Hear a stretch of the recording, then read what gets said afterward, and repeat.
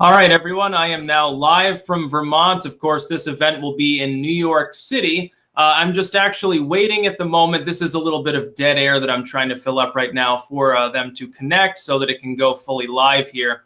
I do actually have a slight head cold, so keep that in mind. My throat is a little bit on the scratchy side at the moment. So I am just going to wait while my cohort here connects, so we can actually get the broadcast straight from New York City, actually, for the Gathering of the Minds conference. And, of course, going quickly through this, we have Lionel, we have Tim Pool, we have Bill Ottman of Minds.com itself, of course, Polyakov, Goldfield, and Pinchbeck, actually. If you look in the description of the live feed that you're looking at probably on YouTube, you can find links to their respective pages that they wanted put in there. And beyond that, I guess I'm just going to wait here a little bit, because I think the ultimate goal was to actually have the show begin legitimately and officially at 6:30.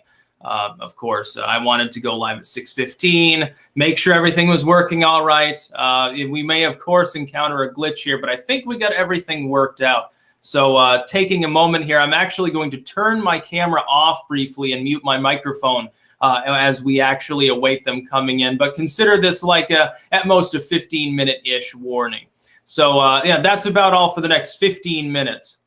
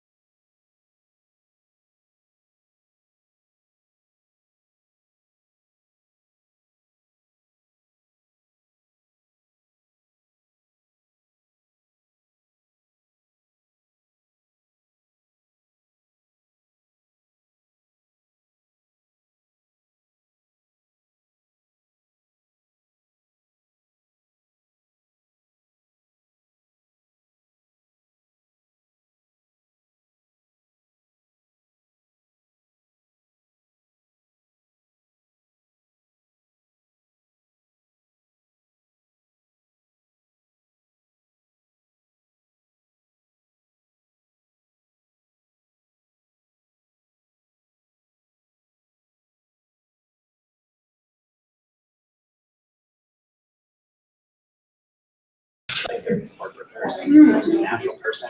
So they're not identifying with the actual corporate, birth certificate. And then they kind of wait for it. They've got like cases have been business. Can you identify as a corporation? There we go. Yeah, I think a lot of people. I did class. It's funny because it's like. Yes, I am. Hey, Six, I can hear you, but we don't see you for some reason. Hold on 1 second here. Hold up. Yeah, hold on. Somebody tripped over the wire, so we want to make sure that everything is.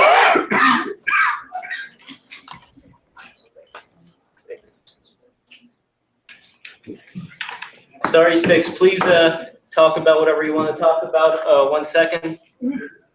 All right. Yeah, I am testing. 1, 2, 3. All right, where is the microphone? There it is. Last thing, are all the chairs going to be full, or is there one empty? There's going. Daniel's coming. Daniel's coming. All right, Sticks, can you hear us? Yes. Can you hear me? Yes, I can. Okay, great. I'm actually going to mute my mic. If you wanted to do intros at some point here, I could just stay muted until then. All right, like me to. Let's make a full screen over here. I am not sure how to make a full screen on Google Hangouts. Don't worry about it. All right, I'm not going to worry about it. Fine. If it's fine for you guys, it's fine for me. I don't care. The Google Hangout is looking fine on at least on the live feed end. Sounds good. It's looking fine for me as well. Okay, I'm muting. Hi, everybody. Welcome to Gathering of the Minds. I'm Lev Polyakov, the chair of the Art and Technology Committee, and I am very, very excited to have all of you fine people here today for this event where we've gotten people of different views, but at the same time, they all stand for anti-censorship. And that's the thing, right? Like, I have no idea what you guys think as far as what the world should be like. Probably you guys would get into really big arguments if some of you were left with each other for a very long time. But that's besides the point, because there is another force that we are all fighting against right now, which is the force that seeks to divide us and make us fight amongst ourselves, and the force that seeks to withhold information from us. So as long as we don't worry that much about certain disagreements and can civilly sit with each other and talk about it, then that's it. Then we can work against whatever this thing is. So with that, I want to bring the focus on my wonderful panel over here. We've got Tim Poole, we've got Bill Ahmed of Minds, we've got Eleanor Goldfeld, and we've got Lionel. And let us start with the person who helped me make this event a reality, Bill Ahmed. Thanks, Len. Everyone. So my name is Bill Ahmed. I founded Minds, minds.com, minds.org. Check them out. We're a free speech social network, open source, encrypted. You get rewarded with digital currency for being active on the app. You can actually exchange that currency for more views on your content or peer-to-peer with other creators. And we're trying to create a space where creators can make money, earn a living, be independent, and not be censored. So we're taking the stance that the best way to fight hate speech is actually with free speech. So we don't censor anything as long as it's legal in the US. And there's something happening, generally speaking, on the internet with censorship on proprietary surveillance platforms. And people are pretty pissed, so that's why we're here. Tim. Howdy, my name is Tim Poole. I'm a journalist and technologist. I was a founding member of Vice News several years ago. I worked for a company called Fusion for a couple of years. And in the past year, I've been entirely independent, producing my content on YouTube and Twitter and other platforms. And I don't think I've dealt with the worst censorship. Certainly there are many people I feel have been wrongly banned or taken offline, but I do have some really interesting moments where I was wrongly silenced. I don't think it's that bad, but I think we'll have an interesting discussion, so thanks for having me. Let's go to Eleanor. Hi, I'm Eleanor Goldfield. I'm a creative activist, a journalist, and a few other things. I have a show that airs on Free Speech TV. It's called Act Out. That's my primary form of my journalism. And of course, as part of the alternative media, I have been severely throttled on places like Google and Facebook. So that's why I'm happy that things like Minds exist. So I'm happy to be here. Excuse me, my name is Lionel, one name like God. I am a practicing lawyer. This is my 30th year in professional talk radio and the like, so I've been around various aspects of limited speech and the like. I do media and legal analysis. I own a YouTube platform as well, and I am so glad to be here tonight. Thank you. You're welcome, Lionel. So, from the panelists who are here, what is Well, your... let's get Sticks in there. Oh, shit. All right, Sticks. Also known as, oh shit, most people don't. I'm up on the wall, so it's harder to see me. My name is Styx Hexenhammer 666, real name Tarl Warwick. I wanted my stage name to be as unpronounceable as my real name. YouTuber, author, editor. For some time now, I can remember YouTube 10 years ago, and I can remember the dark old days of the censorship that we got at the time from the moralists that existed then. My concern in the last couple of years has really morphed from maybe a more partisan angle or even a third-party sort of independent angle towards simply wanting to combat censorship itself. I've seen lately it's interesting to see people branching out to other platforms because I've always considered myself a YouTuber. I then had to branch out to other sites, and now I have a multi-platform presence that I think it's important for people to actually have in this day and age of the tech world. So can I ask a question real quick? This is being live streamed on YouTube, right? This is being live streamed from Styx's account. You guys just swore and the video's been demonetized most likely. Uh-oh. We're using the enemy platform to combat it. Yeah, you can't swear, they'll turn off your ads. I take full Oh, responsibility. by the way, the demonetization has nothing to do with swearing. It has a lot to do with who you are and what you say.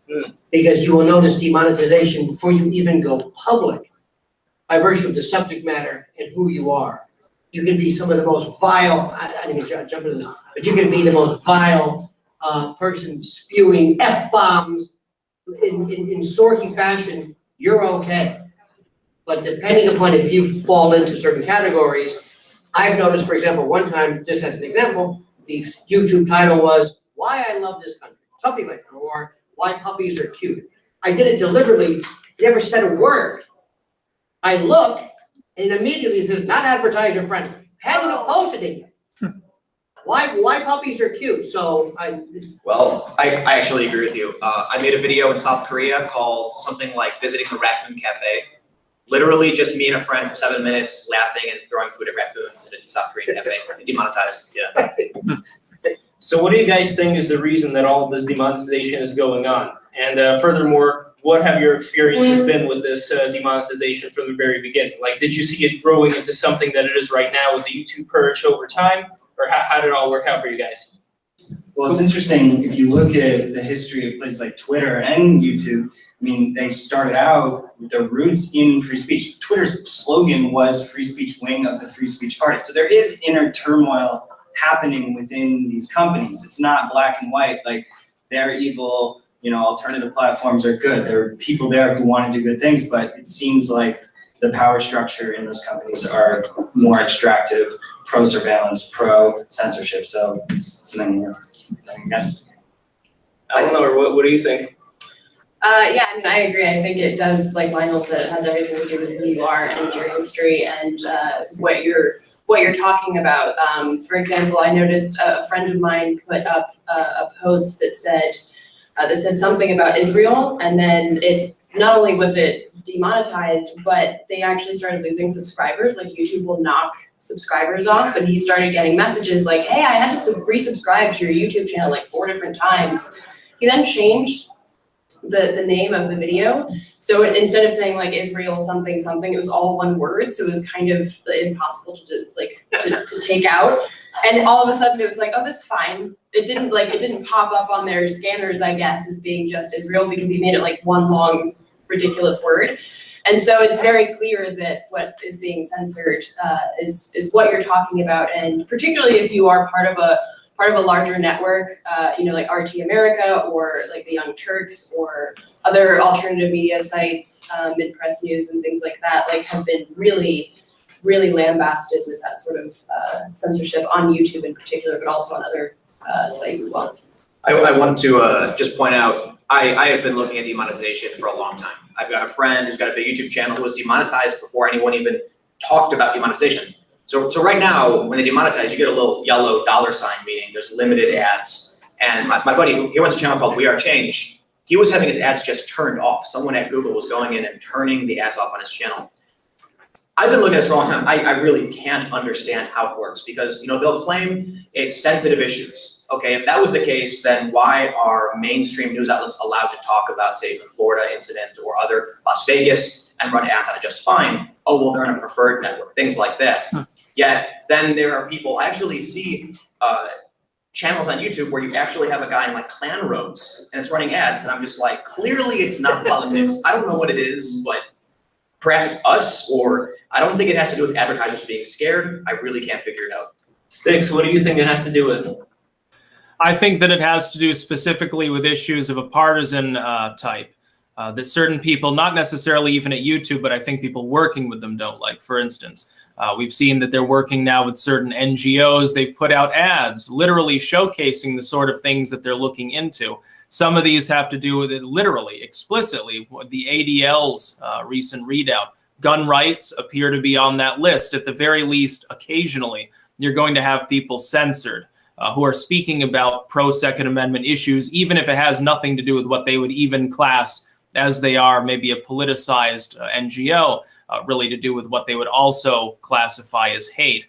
I think there are probably people within the big tech firms who themselves have bias. I think that almost, though, takes a back seat at this point in a monetization sense to people who are members of third-party groups. We saw ultimately it was the legacy media, my word for the corporate media and some of the ad firms really that cracked down on YouTube, really as a preface to their late spree of demonetization, censorship, the strikes that we've had with the YouTube purge. And we've seen the fruits of that. They now claim that some of the people who were accidentally banned under the YouTube purge, it was just an accident. Literally, these news staff, they didn't quite know what they were doing, and that was the problem. I highly doubt that, to tell the truth. It actually kept happening. After YouTube said that it was a mistake and their moderators were learning, it happened for several more days where more mistakes kept happening, even though they acknowledged it. May I ask, does everybody know what we're talking about with monetization? Is it this? Yeah. Okay, good. Because the story started off taking the side of YouTube and Alphabet just for a second, for some reason or another, I don't know why. But apparently Kraft Macaroni and Cheese took great umbrage at having their ads start off or begin an ISIS beheading video.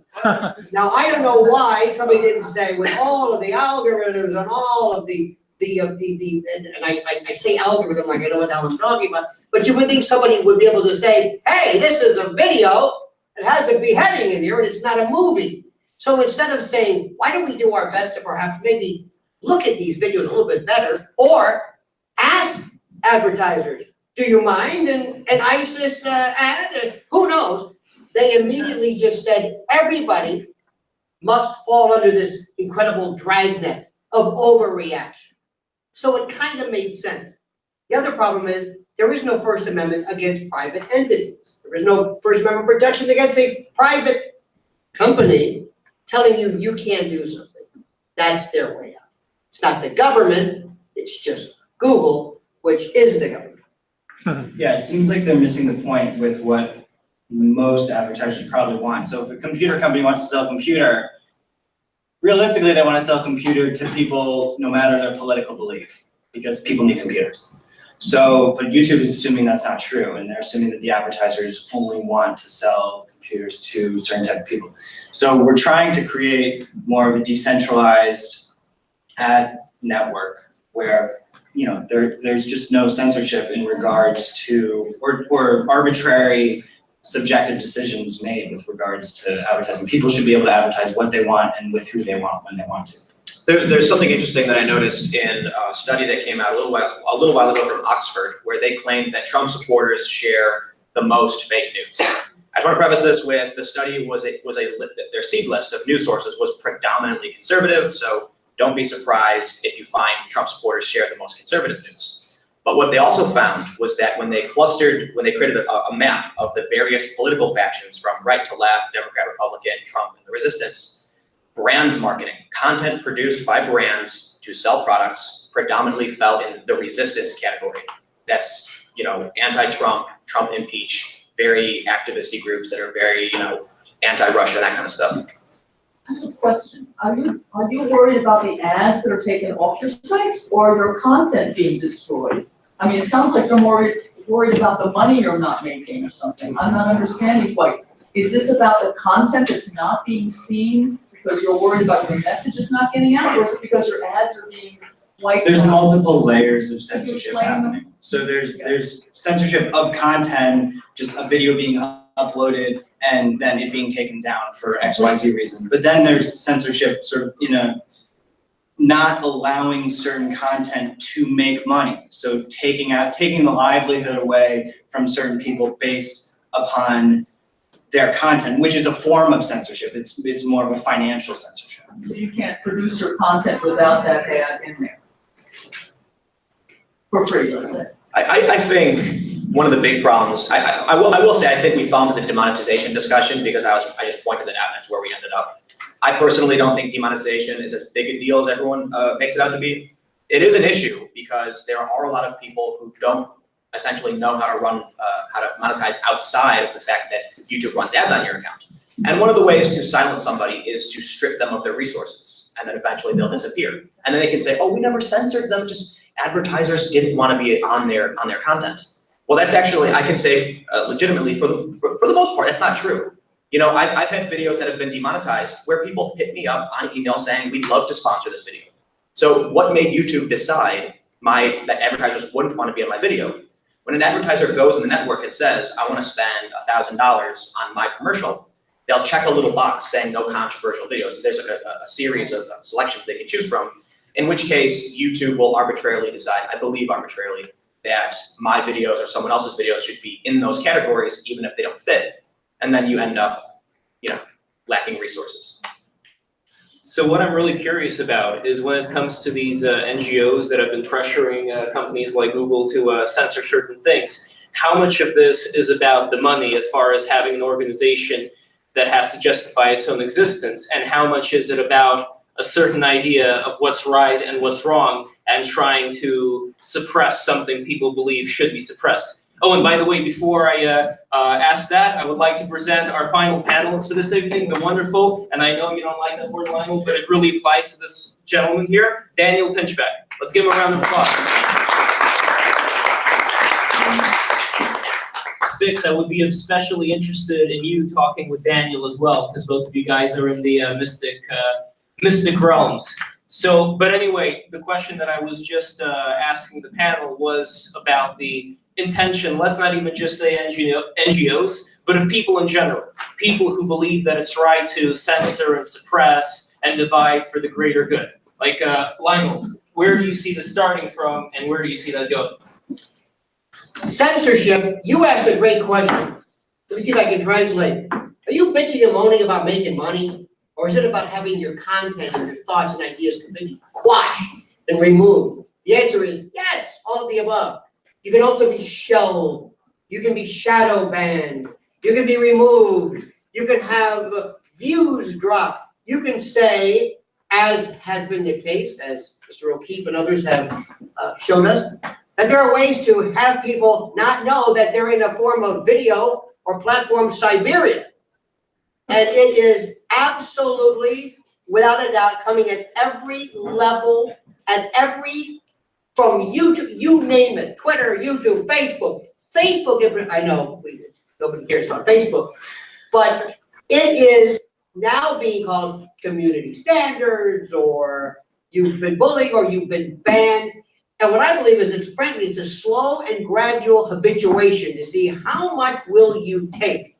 I'm in timeout.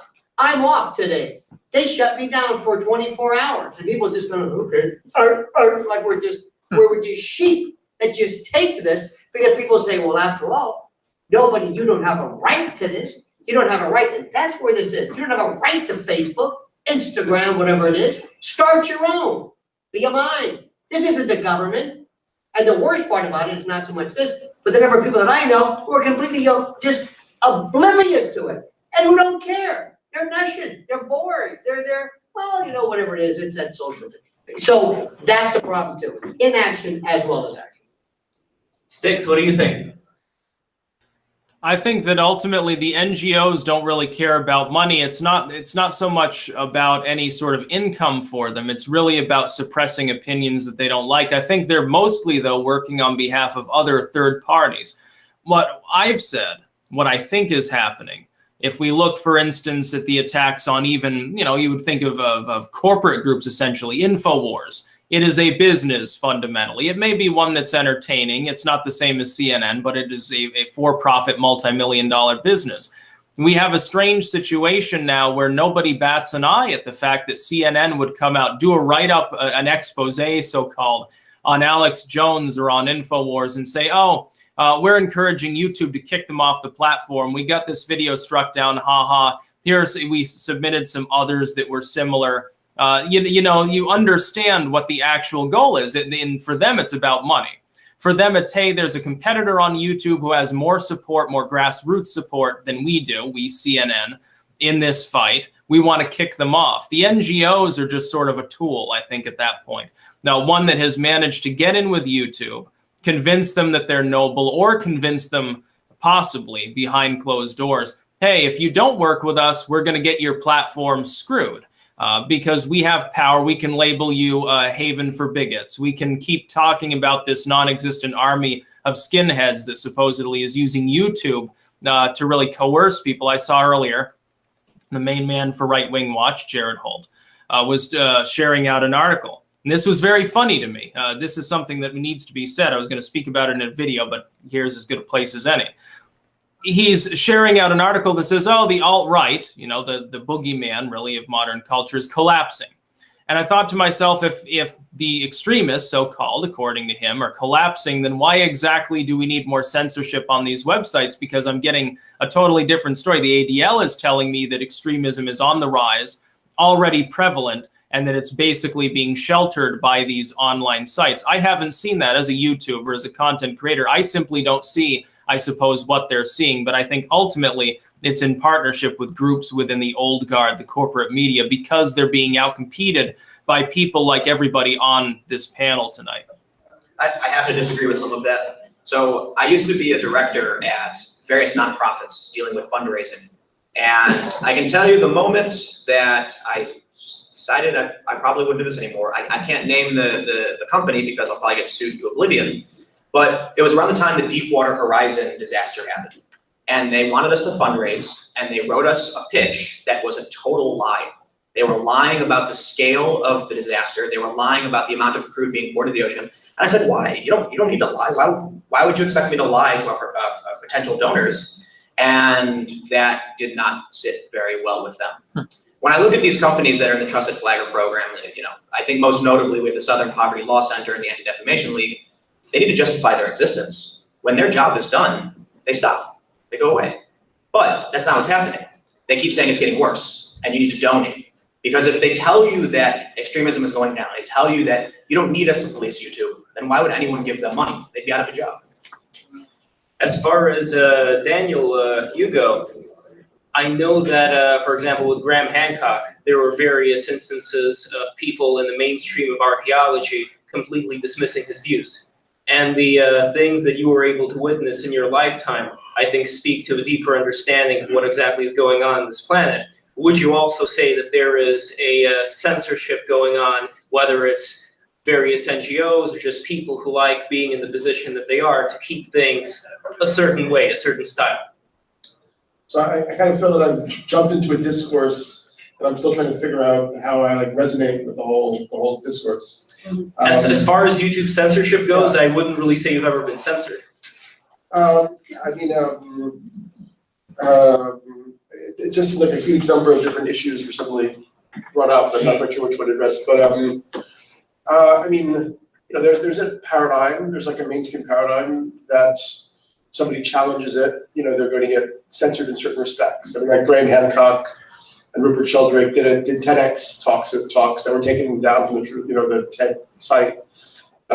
because they had problems where they felt that they weren't, scientific in terms of their definitions. I don't think it's always, conspiratorial. I feel that's kind of like, outsider perspective maybe, that things are happening due to very nefarious, means and so on. I mean, I think for instance, Facebook, has evolved, started by kids 15 years ago. It's evolved in a certain way. They're trying to figure things out.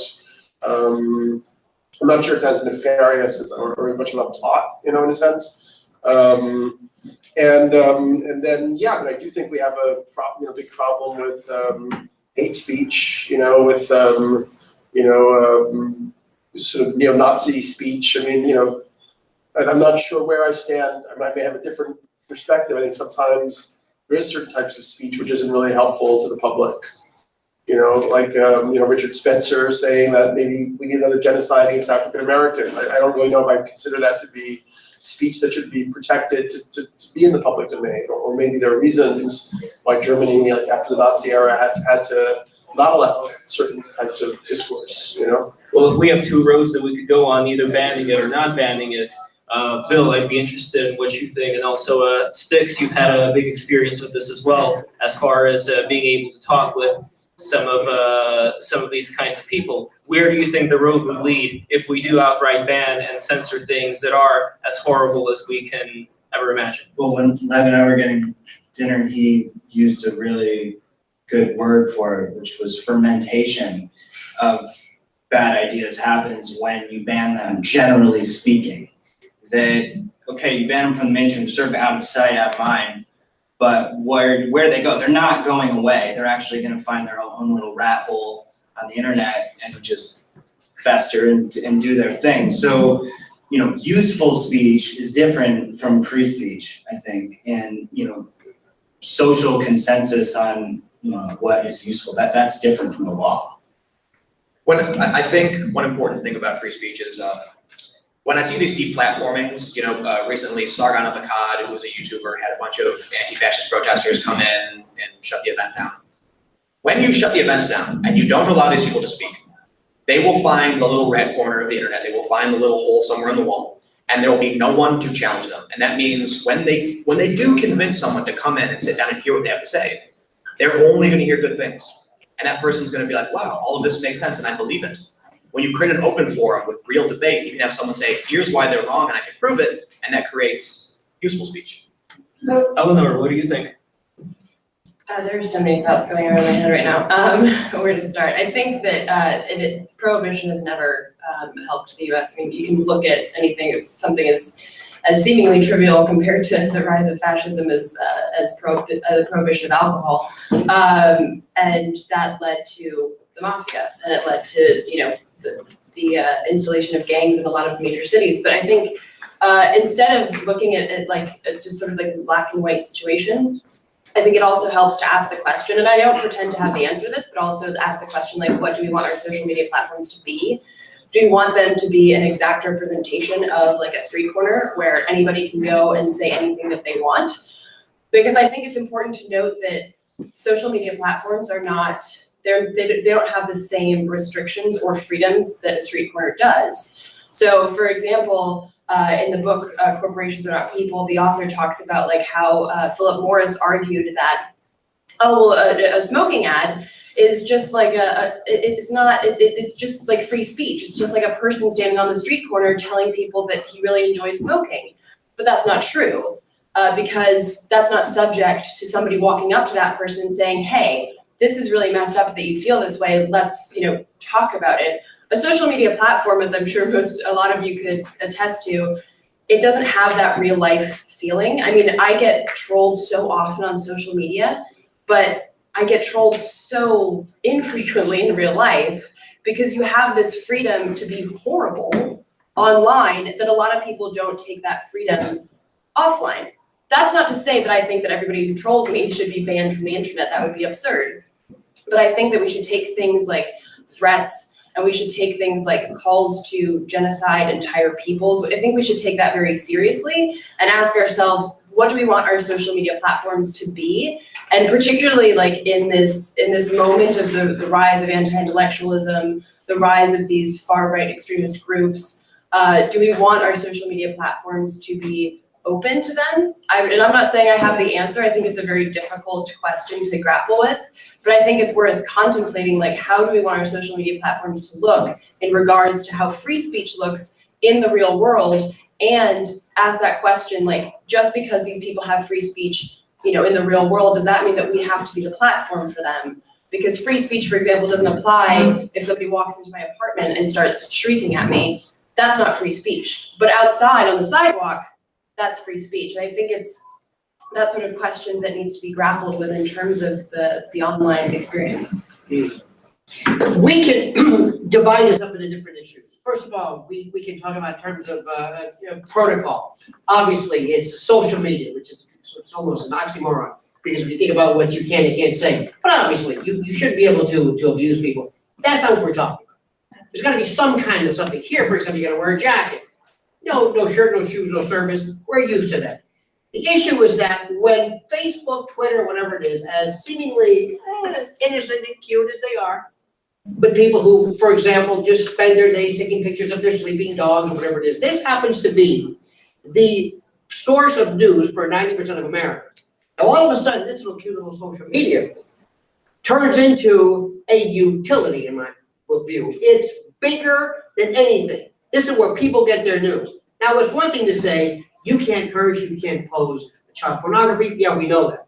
But if all of a sudden you're posting something, or you're finding that you're not getting the news that you thought you should be because Facebook or whatever are throttling or shutting it down, that's a different issue.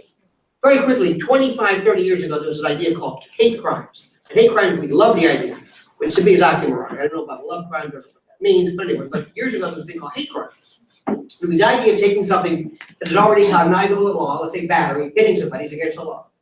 But if I take why you hit somebody, why? Because you don't like Alsatians, or you don't like black people, right? And I take that and I pair a constitutionally protected idea of hate, because you can hate all you want, just don't act on it. All of a sudden, I'm now elevating, I'm penalizing somebody for what they thought. I'm also making it difficult for the prosecutor, because now I've got to prove, in addition to intent, why you did something. It was a mess, horrible. Every prosecutor hated that, but society loved it. And with that came the idea of confusing that which we as a society hate, loathe, and eschew, and want to get rid of in terms of hate and genocide and all that, with governmental or quasi-governmental banning of the ability, and what falls under the category of hate. What does that mean? Once you okay a limitation, I'm going to get around it. And I'm going to limit your speech by using your rule, which you started with the greatest of intentions. I missed the beginning. Who are you? I'm your worst nightmare. And if you got here on time, you would know that. My name is Lionel. I never assumed they would start so early. Most people didn't get out of work until like 6:30 or something. Look at the Bible and what's your background? Pardon me? What Legal and media analyst. I'm a lawyer. Okay, cool. Me? I'm a writer. I've written a few books. I wrote a book called Breaking Up in the Head on psychedelic shamanism, and most recently a book called How Soon Is Now, which he's actually carrying on over here, which is looking at the ecological crisis we're facing as a kind of rite of passage for humanity, and trying to envision like a solution path beyond the cul-de-sac. Yeah, I guess like one thing that I really feel strongly is that there's no such thing as a neutral platform, just as there's no such thing as objective journalism. So I think just by creating an interface and design in a way that people, you know, interact with content, you're already making so many choices about how people, you know, what information they're getting. I mean, even the fact that we get our information in rectangles rather than circles or bubbles is a choice that formats our thinking in a certain way. You know, so I think that people who, you know, run these types of platforms like Minds need to be thinking in the fact that they're already creating a medium that has a perspective. There isn't really such a thing as neutrality or objectivity, as quantum physics tells us, and so on. I saw you put your thumbs down and Completely. I'm Tim Pool, I'm a journalist. Okay, cool. What do you write for? I am a video journalist, so Okay. I work for Vice for Fusion, not independent. I don't want to get too much into it, but there is objective journalism, and people often I'm confuse. sorry, how could there be objective journalism objective anything? Because you're confusing omniscience with objectivity. right? So I'll give you an example. If I was to report on what two people in the back of the room were doing, I don't know any of them, and I would say guy A threw a piece of paper at guy B. I'm objectively telling you what I saw that happened. A guy threw something, right? Well, I mean, that's what you're choosing to isolate of everything else that's happening. Well, so certainly, if there's two guys on the street and I'm standing across the street and someone punches the other guy, I can tell you objectively that guy punched that guy. Yeah, but that's what you're choosing objectively. If someone asks me what happened, So if someone said what happened, I'd say that guy punched Yeah, that guy. you might also say that there was like this newspaper blowing in the gutter, And you're so- making a choice of the right, infinite so range of things to say Objectivity. that something is important. It's not something that's Objectivity and subject to reporting. decision. See, we're talking. You're arguing omniscience, right? Obviously, I'm not going to stand in the street corner and just know everything.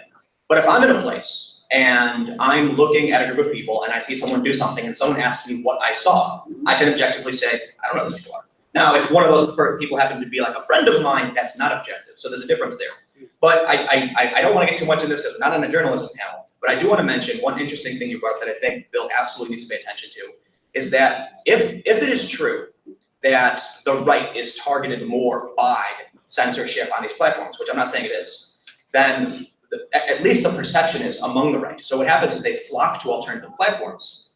You then, as you were just saying, the platforms aren't neutral, not in the sense that they can't be, but you're going to get more of one kind of person coming to your platform.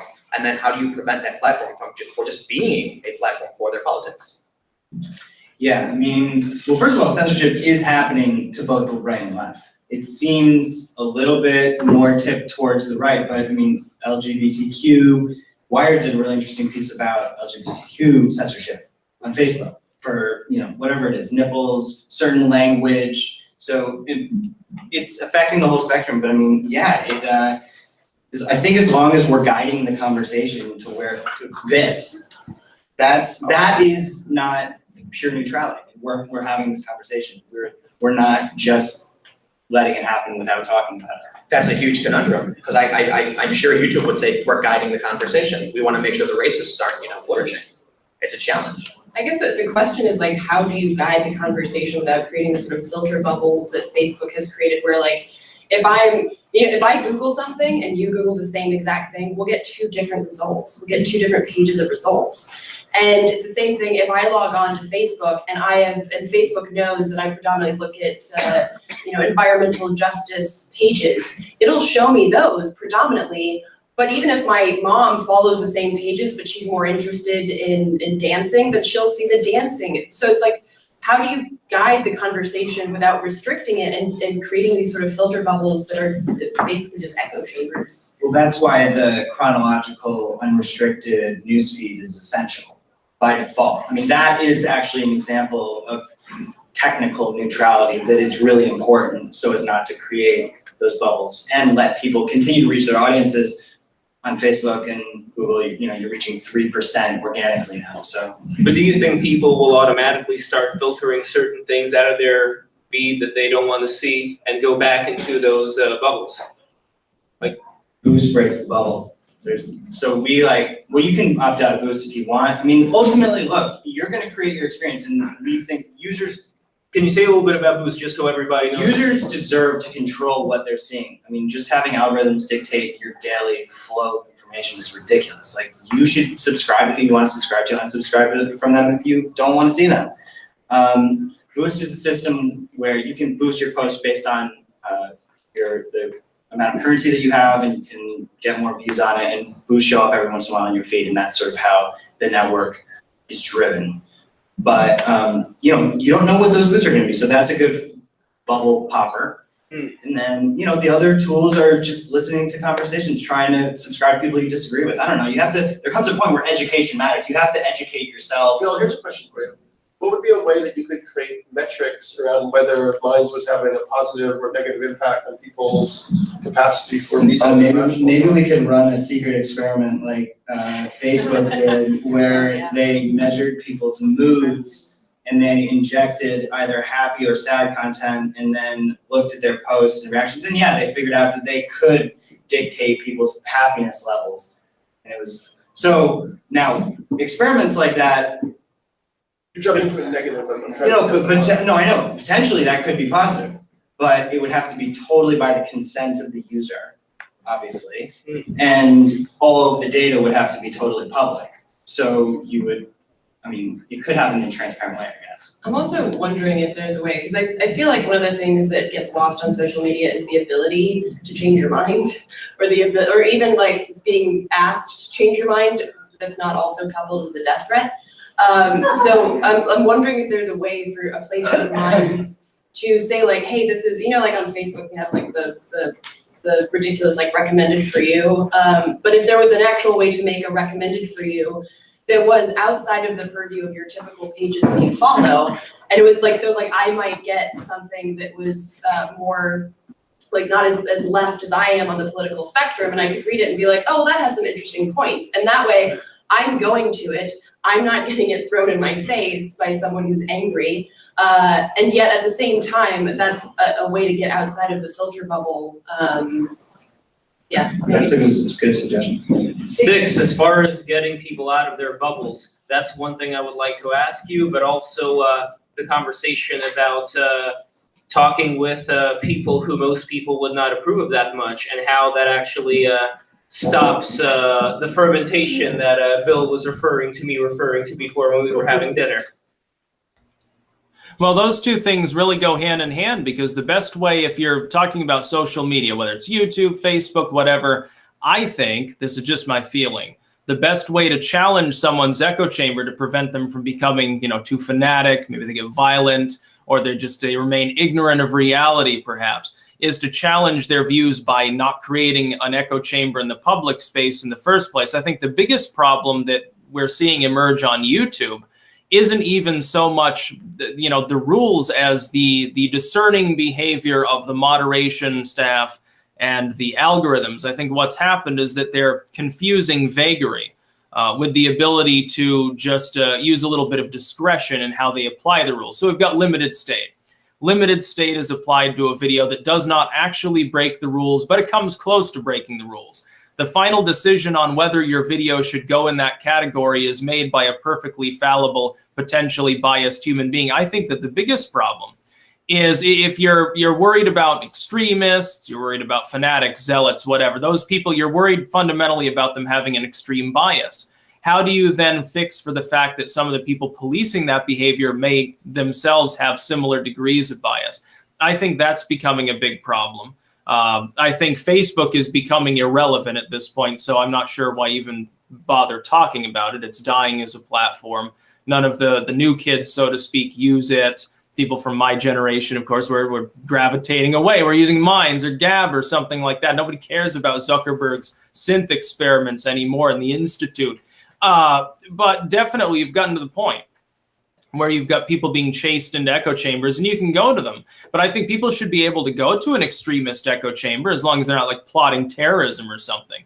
But in the public forum, as long as you have a company, I understand what's being said here in the sense of a company or a site cannot be fully unbiased. I would acknowledge that that's the case. Therefore, their bias should be towards, hey, we're going to take a hands-off approach and let the user base actually sort of decide how things go. As far as news goes, challenging people's echo chamber is great, but at the same time, if they don't want to be challenged, ultimately, there's not a whole lot you can do other than put material out there that's interesting, hopefully, and smart, that's been independently produced that can actually get that accomplished. Because companies are totally inept when it comes to marketing, I think, things like that. I'd like to, when I get the next opportunity, but I'd like to maybe provide or offer like a philosophical context for thinking about the discussion from maybe a different angle. I've been studying this book recently. But do people know Ken Wilber? Yes. Integral theory, and he has a new book out called Trump and a Post-Truth World.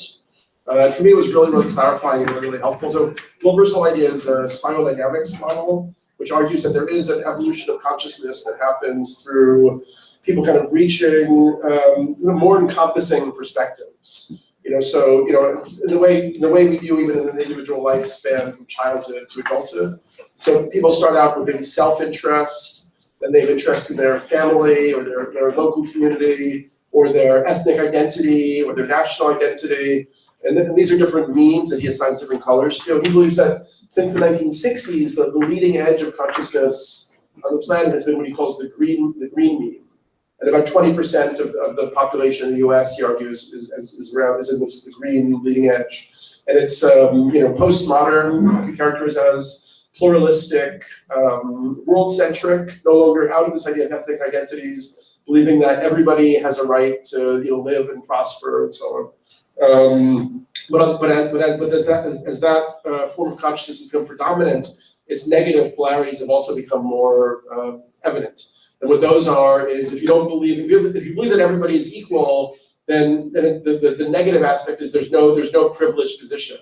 There's also no truth, so it collapses into relativism. Ken Wilber calls it aperspectival madness. And so deconstruction is an example of this. This idea there's no truth, there's no privileged position, and so on. And so what that's caused is a gap that allowed for this Trump nightmare to happen. Because when there's no truth, and you could say, oh, it's all fake news, it's only bias, and so on.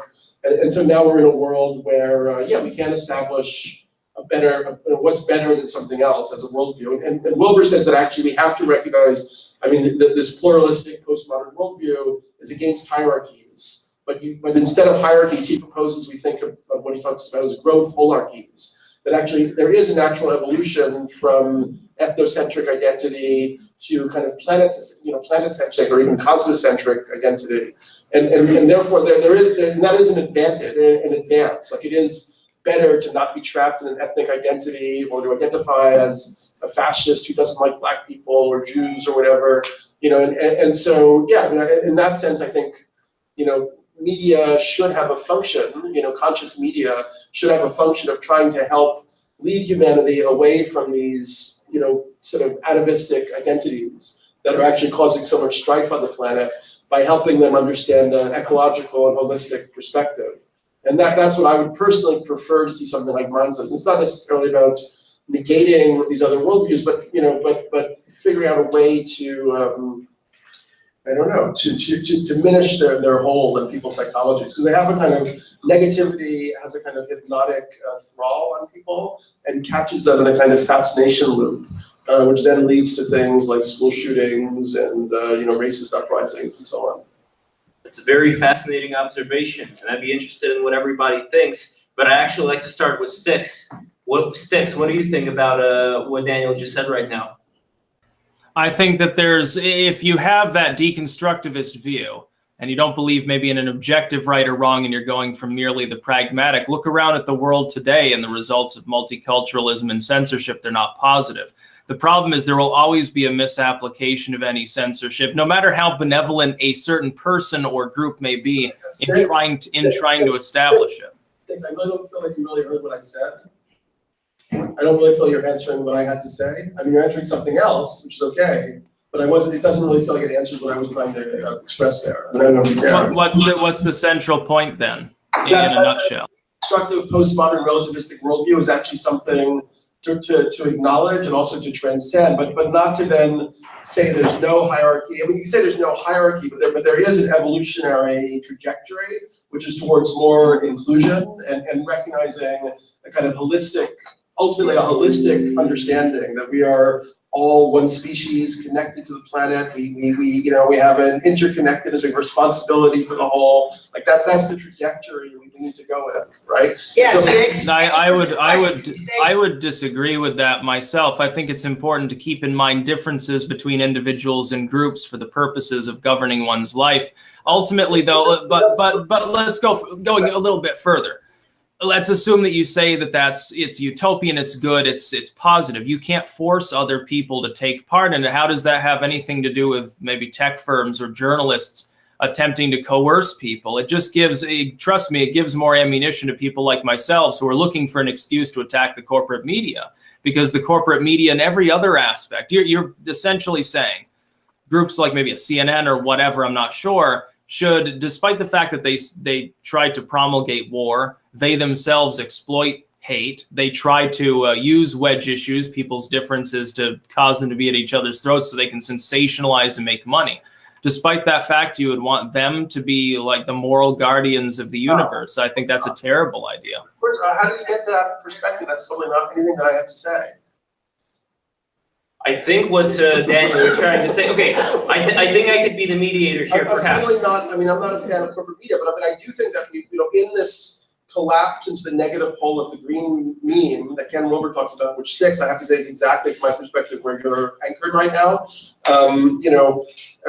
When there's such a rejection of evidence-based journalism, and I've written for the New York Times, and I don't like the New York Times. They're infiltrated by the CIA. There's no doubt you can go back to their history, how they promoted the Iraq War and yada yada. But when you write for them, there is a bedrock of journalism and fact checking, which is impressive, which you don't find on a lot of the alternative. Yeah, every quote is checked, every fact is checked.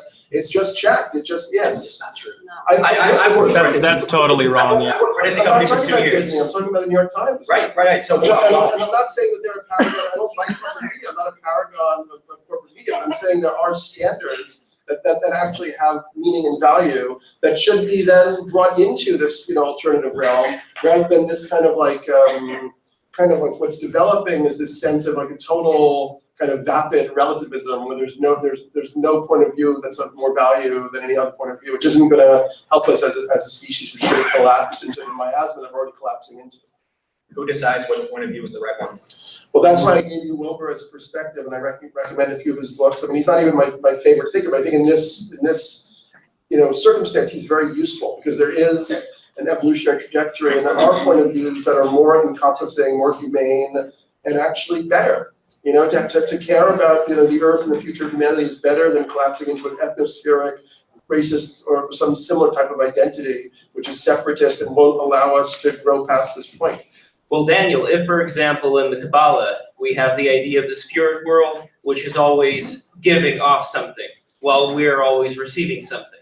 If in the end we're all supposed to become as one and be able to telepathically communicate with each other, which I think is going to happen in the future, in the world that we're stuck in right now, we're still going to be full of selfish people who are going to be misusing emotions and emotionally volatile people for their own ends. And that's going to be a big problem when it comes to how do we know what the right decision is. So how careful should we be when it comes to, okay, I'm going to do this because it feels really, really good, because it feels really nice and righteous and noble, and how could that be misused against us? Can I propose a litmus test in that for a couple months ago, there were millions of views going to videos of children that were force feeding other children feces, children in bathtubs with feces and blood in it. Really weird, creepy stuff. And the Spider-Man costume was put on guys that were beating. Oh, you're talking about ElsaGate. ElsaGate, Yes. yeah. And if you'll notice, a lot of the people who were recently banned were people who were very critical of those videos and the fact that they were being suggested somehow by the algorithm for children. And those people, like Titus Frost got banned, he got thrown off. He was very critical of what he was calling kind of pedophilic videos. And I think that maybe also destroyed the illusion also, he got kicked off. And so I actually I haven't followed this stuff, so I have no idea what you're talking about, but I do think you need to be careful about what you allow your own mind to dwell in, like dwelling in something that's that grotesque. There were millions of views. Okay, It was really big. This is actually really interesting, and I think it's great you brought it up, because ElsaGate is what happens when there is no oversight. What happened was, for those that don't know, the YouTube algorithm, when somebody watches a video for a long period of time, YouTube says the words in the title, the words in the description and tags must be good things. And so parents will turn YouTube on and hand it to their baby. The baby doesn't touch anything, sometimes might mash the keyboard. And so YouTube auto-plays based on the video, and it goes down this weird, it's kind of like, what's that deep image search thing Google did where pictures are getting really weird. Someone makes a video of Elsa singing from Frozen, and then someone else makes a video dressed up as Elsa. Eventually, you really did end up with, it's hard to say, but depictions of children eating feces, simply because the algorithm worked. And people, there were bots producing content, there were human beings who said, hey, this is what works and makes us money and gets 1 million views, I'm gonna make it. And some of these high profile users were banned. That's what happens when there is no guiding force. Then we have the other problem. When someone determines, a small group of people or individual, what should be, then they start censoring content saying your ideas aren't good and shouldn't be on the platform, and you start losing legitimate conversation. So those are the two extremes. Don't you want a transcript of tonight's show? This is fantastic. May I ask a very simple question? This happened recently. Let's say you're on Twitter, just a regular person, and you say, you know what? I think these people in Florida, these students, I think they're crisis actors. I don't think, not that there wasn't a shooting, but I think they're paid, or I don't like them, or whatever. And you enter this, upload it, and all of a sudden they shut your account down because you're bullied. Facebook does the same thing. You can't say that.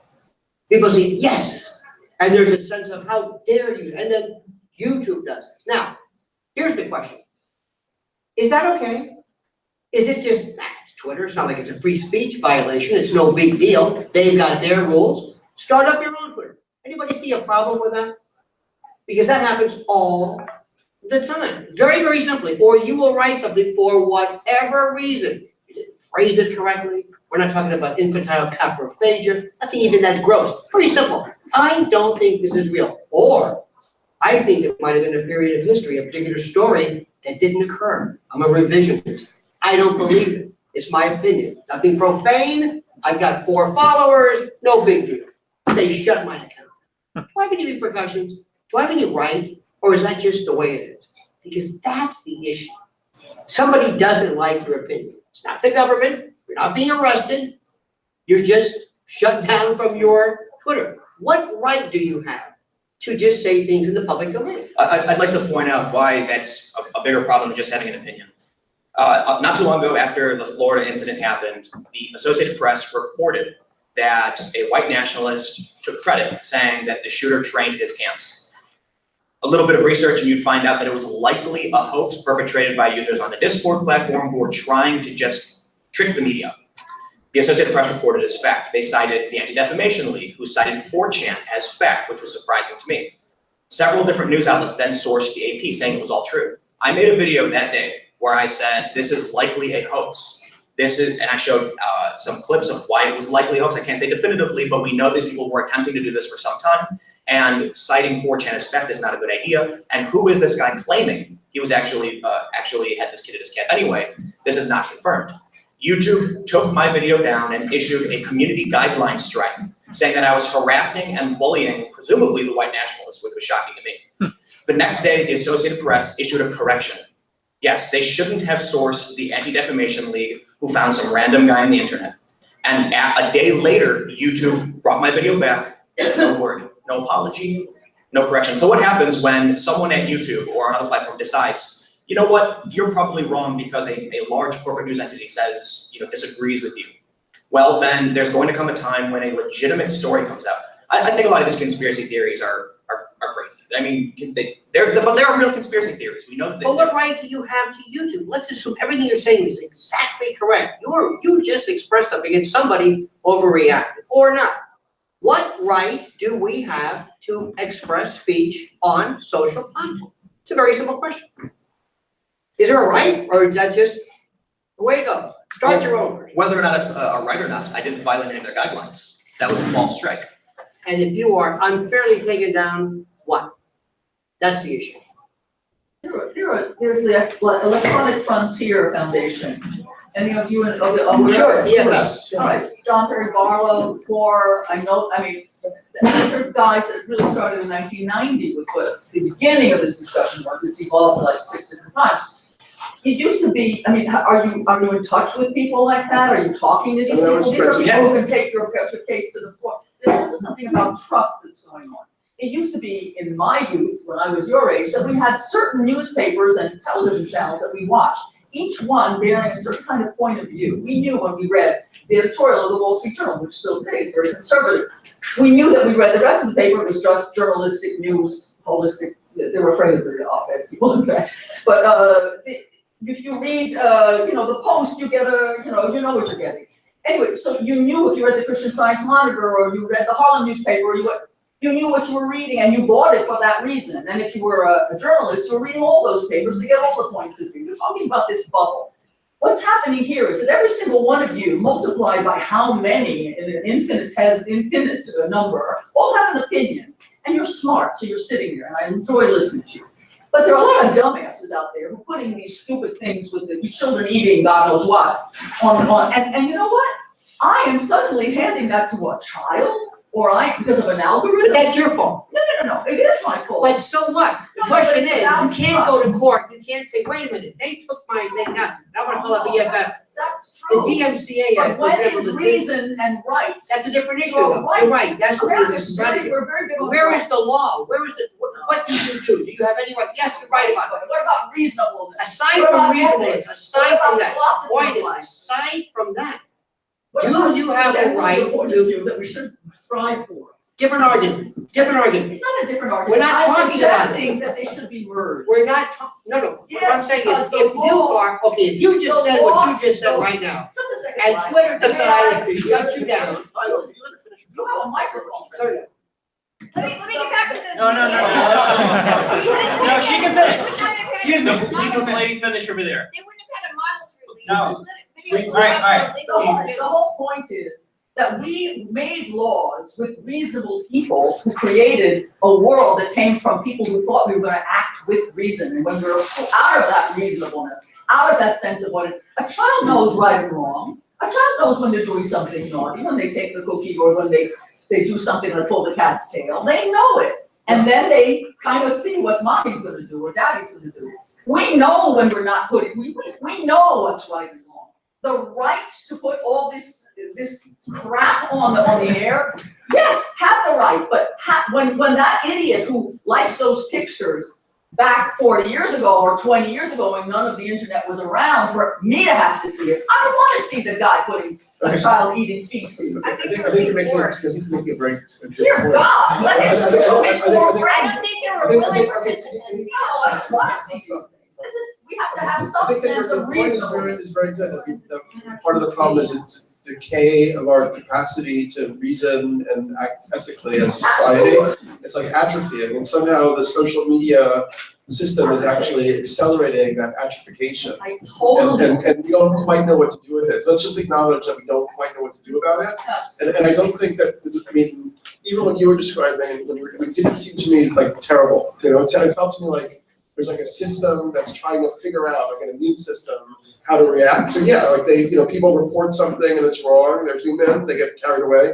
The next day there's a retraction, YouTube is somehow connected to these more established forms of information brokering, and they pull it and then put it back on. It doesn't seem to me, catastrophic. They never put it, back on, or if they took you off YouTube entirely, that would certainly be, and it's obviously important that people are looking at this and testing the limits of it and so on. That's part of the process. I think on a deeper level, the problem is that we're all like alienated individuals in this huge society that's got out of control without any community structures. Like, I think in the past, it'd be the community that would sort of hold people accountable. That would maybe there would be some form of my views have gone crazy, therefore my neighbors aren't listening to me anymore.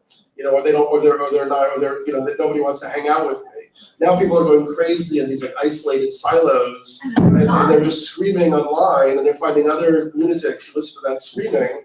And unfortunately, I'm a little afraid that platforms like mine's maybe help amplify that a little bit.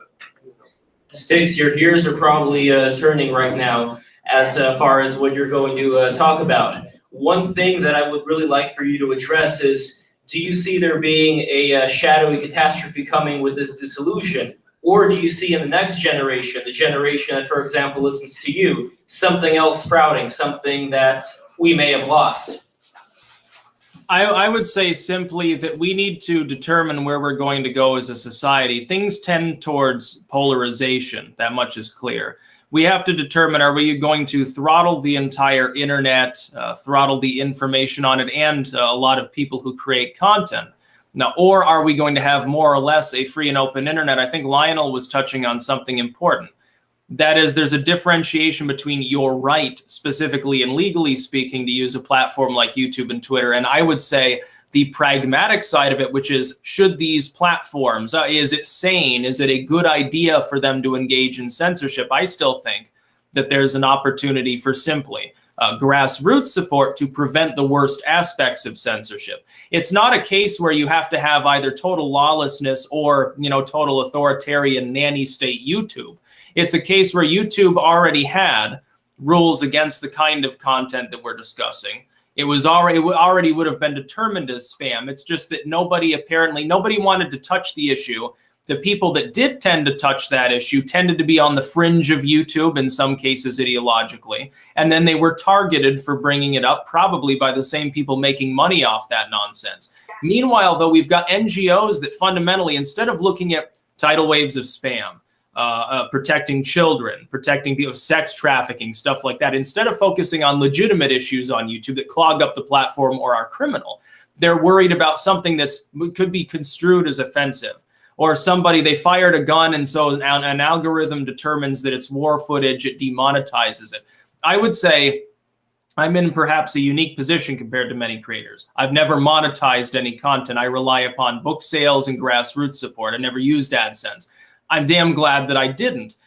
That's just a part of it, though. It goes well past anything regarding money on both ends. And it goes into the realm of pure philosophy, which is it a good idea? Will the platform remain healthy? Will creators be able to make ends meet, put their stuff out there? And is it sane and moral to algorithmically demote, to demonetize, to begin striking people's stuff down? I'm seeing some of these groups, they sit there crowing. They're like, oh, our algorithm, 83% of the time it gets it right on hate speech, you know, whatever that amounts to according to their standards. 83%. So roughly 1 out of 5 times it fails and it gives somebody a strike for something that's totally innocuous. That doesn't make me sleep very well at night, thinking about spending a decade. I've been on YouTube for a decade. I'm making content there. I've been on Facebook for a decade, Twitter only, I think 2 years now, actually, at this point. I'm making all this content.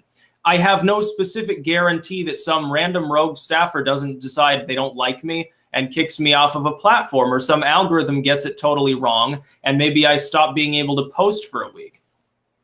I mean, as Lionel kind of mentioned, YouTube and Google are not public infrastructure also. They're private companies that, yeah, we do also have the right, you could start your own, open source platform, or, I'm sorry if that does happen to you unfairly or something, yeah, but these are not like, these are arbitrary brokers, they're private companies that have taken the place of public utilities in some sense. Are they also quasi-governmental entities as well? Like, how much influence does the government have on these companies? Like giving them seed money to start? Are you kidding? Aside from that? Well, you bring up a good point. We had this way back, and he can go to bring this back to our constitutional forebears. They had this idea of the government, but now we have this particular thing here. And now we got to ask ourselves, what about surveillance? What about surveillance and rights and privacy? And who gets to see this stuff? Who gets? Again, the government loves to sit back and say, it's not us, it's Apple, or take it up with Sprint, or whoever it was. We're in this unique world right now, this weird, as you say, quasi-government, where these organizations are so big, so large, so plenary, so ubiquitous, that we're going to ask ourselves, ask courts, legislation perhaps, to reconsider these people as almost being quasi-governmental, and to apply the First Amendment the same way. Because if all of a sudden, if I say, listen, we don't like your book, for whatever reason, and I decide I'm Google, and it's gone, in some respects, it just disappeared. And you can say, no, it's still there, you can find it. So the question is, when something is of that size, and that enormity, are we gonna have to regroup? And what everybody said as far as society going to hell in a handbasket, agreed 100%.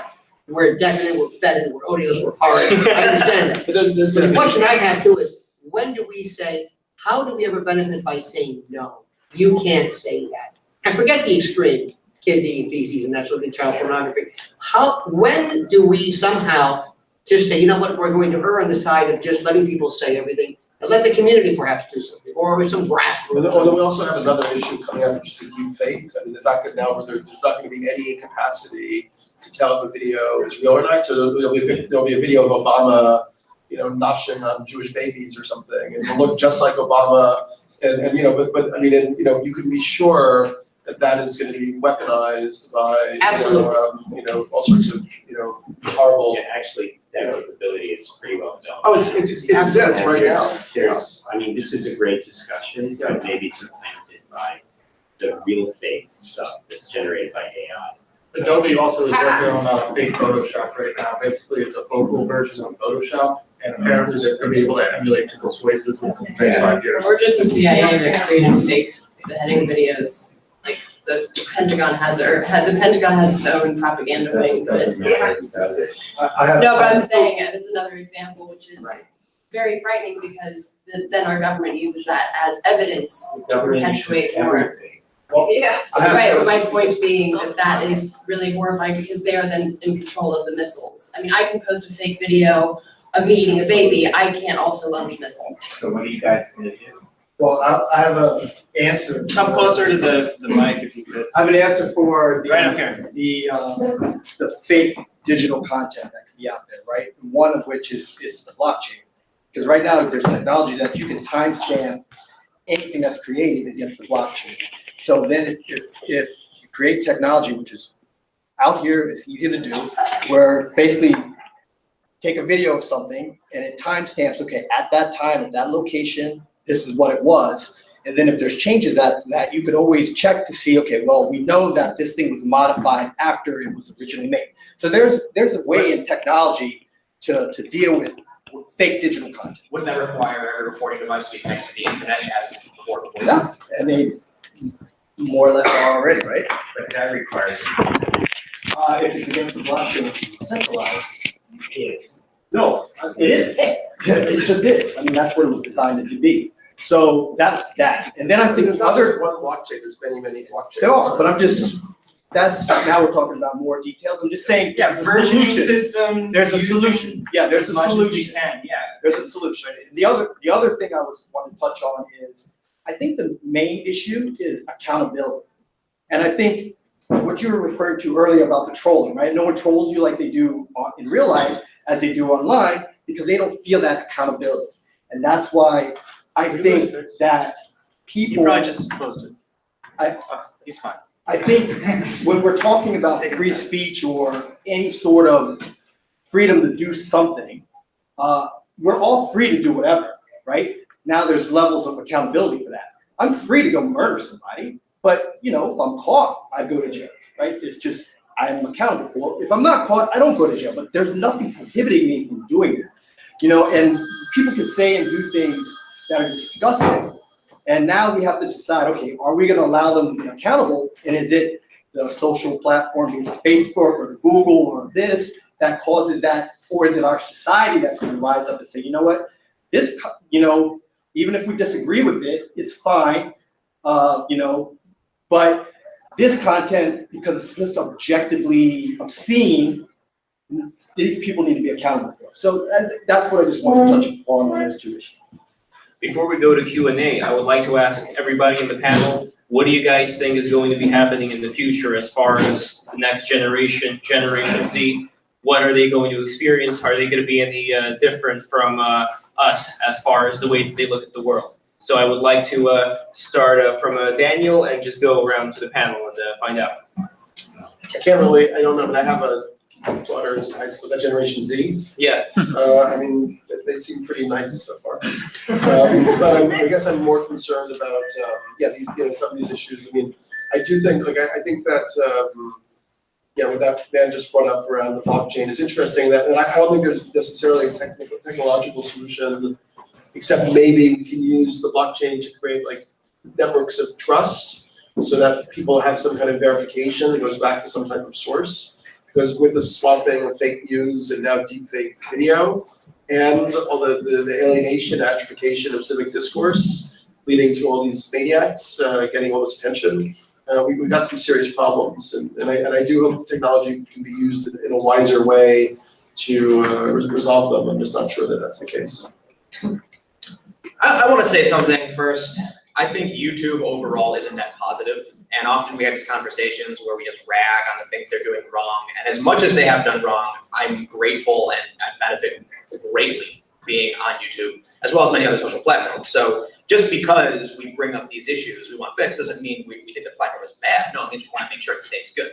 Now, as for the future, I can't make any, I hate making predictions, but one thing that really scares me is that either we're going to see the divide keep getting worse and worse because we're to a point where people don't even want to talk to each other. We see an article where they call Sargon of Akkad right-wing when he's clearly not, and that poisons the well. Now people are going to say, oh, okay, I'm not going to watch that guy's video, he's the other. And if that continues and gets worse and worse and worse, then what's going to happen to the next generation? Or these kids, like every generation in the past, says the adults are really stupid, screw you, I'm going to do my own thing, and maybe it's solved simply because they think we're all idiots. I think there's a momentum generally towards more open cooperative structures. And there's even evolutionary reasons for that, Daniel and I have talked about before.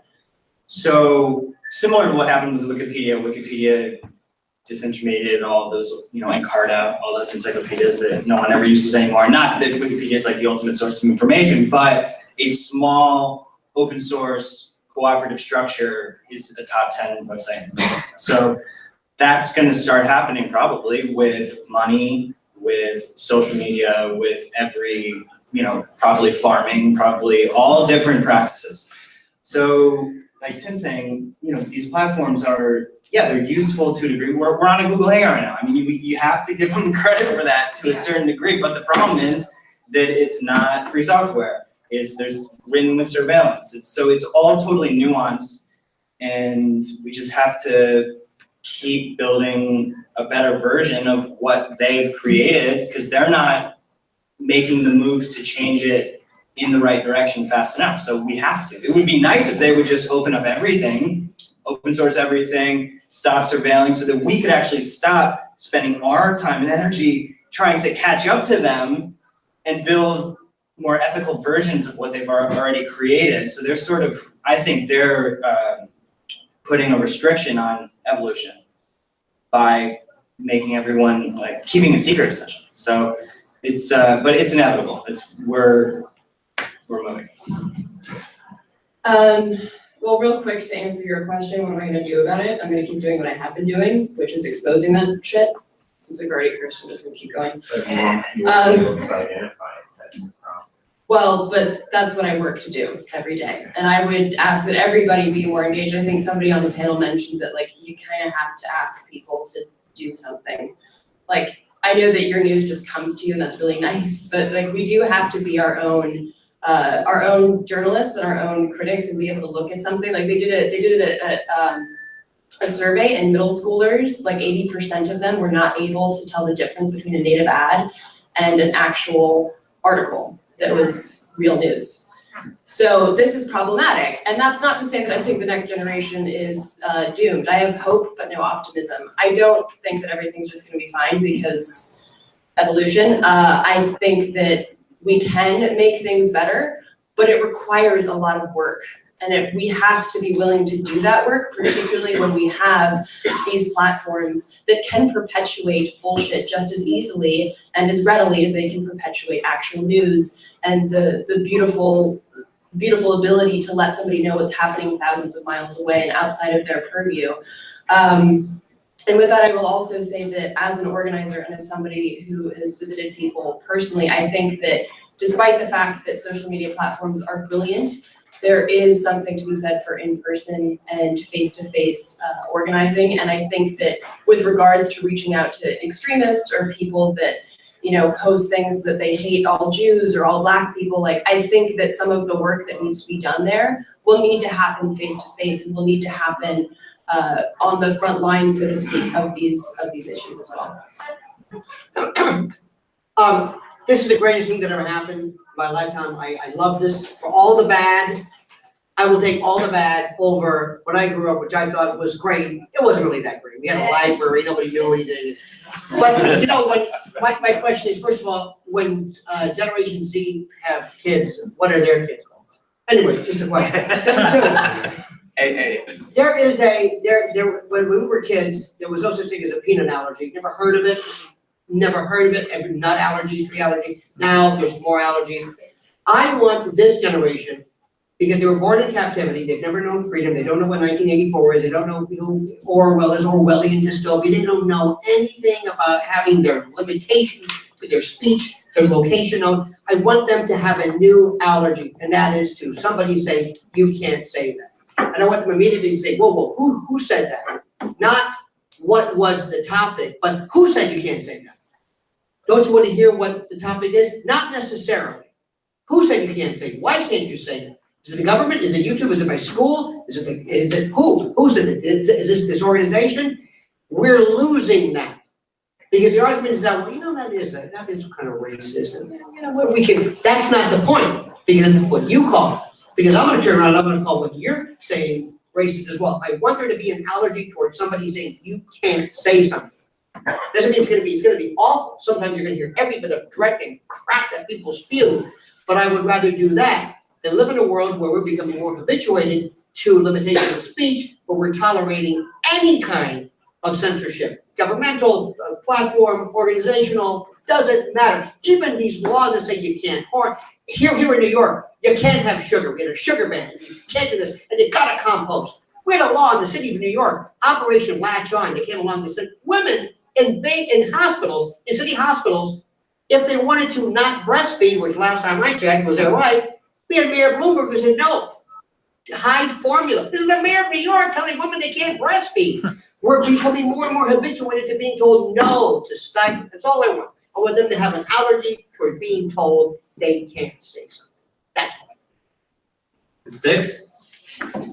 I would say that in the short term, I'm pessimistic towards any given individual, because what I see is a severe amount of suppression, a severe crackdown, not just online, but in culture in general. It goes towards the larger problem of what Lionel's talking about. People post 9/11 really, I think, really have come accustomed to the concept that they need to be kept safe.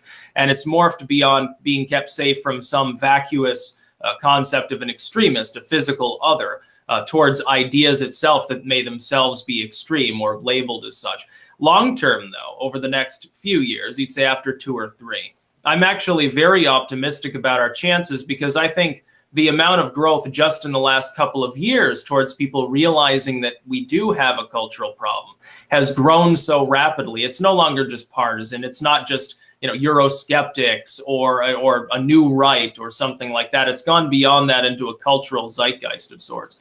And I think the reason for this is really that we're at the end of a political and social paradigm.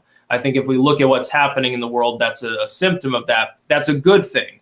I think it reforms the left, makes them less censorious. Maybe it reforms aspects of the right. It could be a very good thing for the world, but we've got to march through fire and hell for several years. And in that given period of time, more abuse from corporations, opportunists that don't themselves care about the moral side of issue. You'd think of a Sarkeesian, maybe, or a Dunham. They will continue to try to abuse people in order to justify, I think, their own existence. Thank you, and with that, we go to the Q&A. Whoever wants to.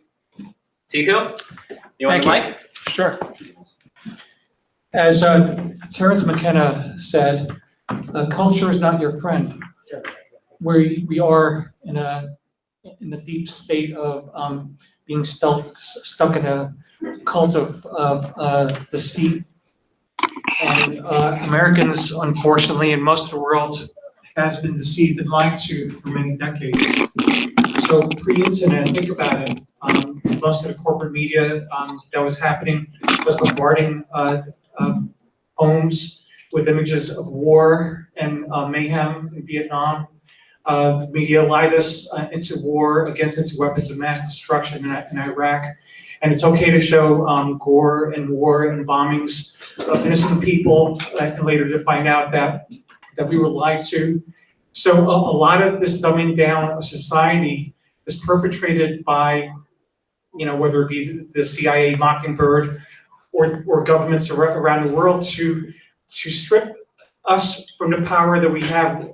And within each of us, we're all divine beings. We all have the cosmic spark within us where we can elevate our consciousness and really guide the evolution of humanity without being told by these bureaucrats and control freaks and egomaniacs as to what is good for us and what is not good for us. We're being lied on the big pharma side. And think about it, the 4 horsemen of the apocalypse, or the institutions of government, of organized religions, of banking cartels, and a military industrial complex. Those are the 4 horsemen of the apocalypse. So either we grow up and truly take our power back as starseeds of consciousness, or we will diminish and go down a spiral of self-destruction on our own, being guided and controlled by these forces and in these institutions. So my question to each of you is, how do you individually come into your own power, and into your own community? What is it that you do to elevate the consciousness of those that you love and those in the community that you are part of? Thank you.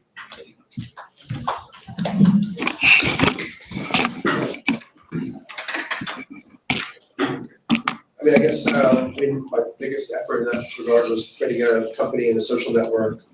There was a company called Evolver. It's still up, I'm just not actively involved with it anymore, but web magazine called Reality Sandwich. So we kind of like trying to spread ideas of new cultural paradigm. And we had a social movement called the Evolvers Network, and we created local community groups. We supported the creation of volunteers, and we had like 50 or 70 local groups. We do monthly events around different themes, ranging from permaculture, shamanism, to local currencies, with the idea of like creating nodes of alternative culture. And it was just very difficult to get funding for it. It was, and so ultimately we kind of abandoned that project to a certain respect.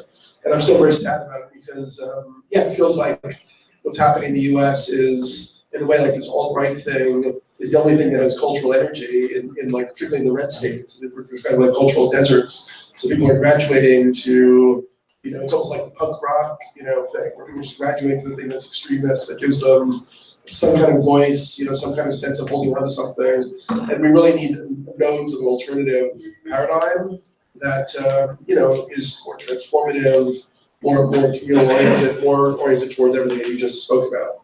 So that's my shtick. Thank you.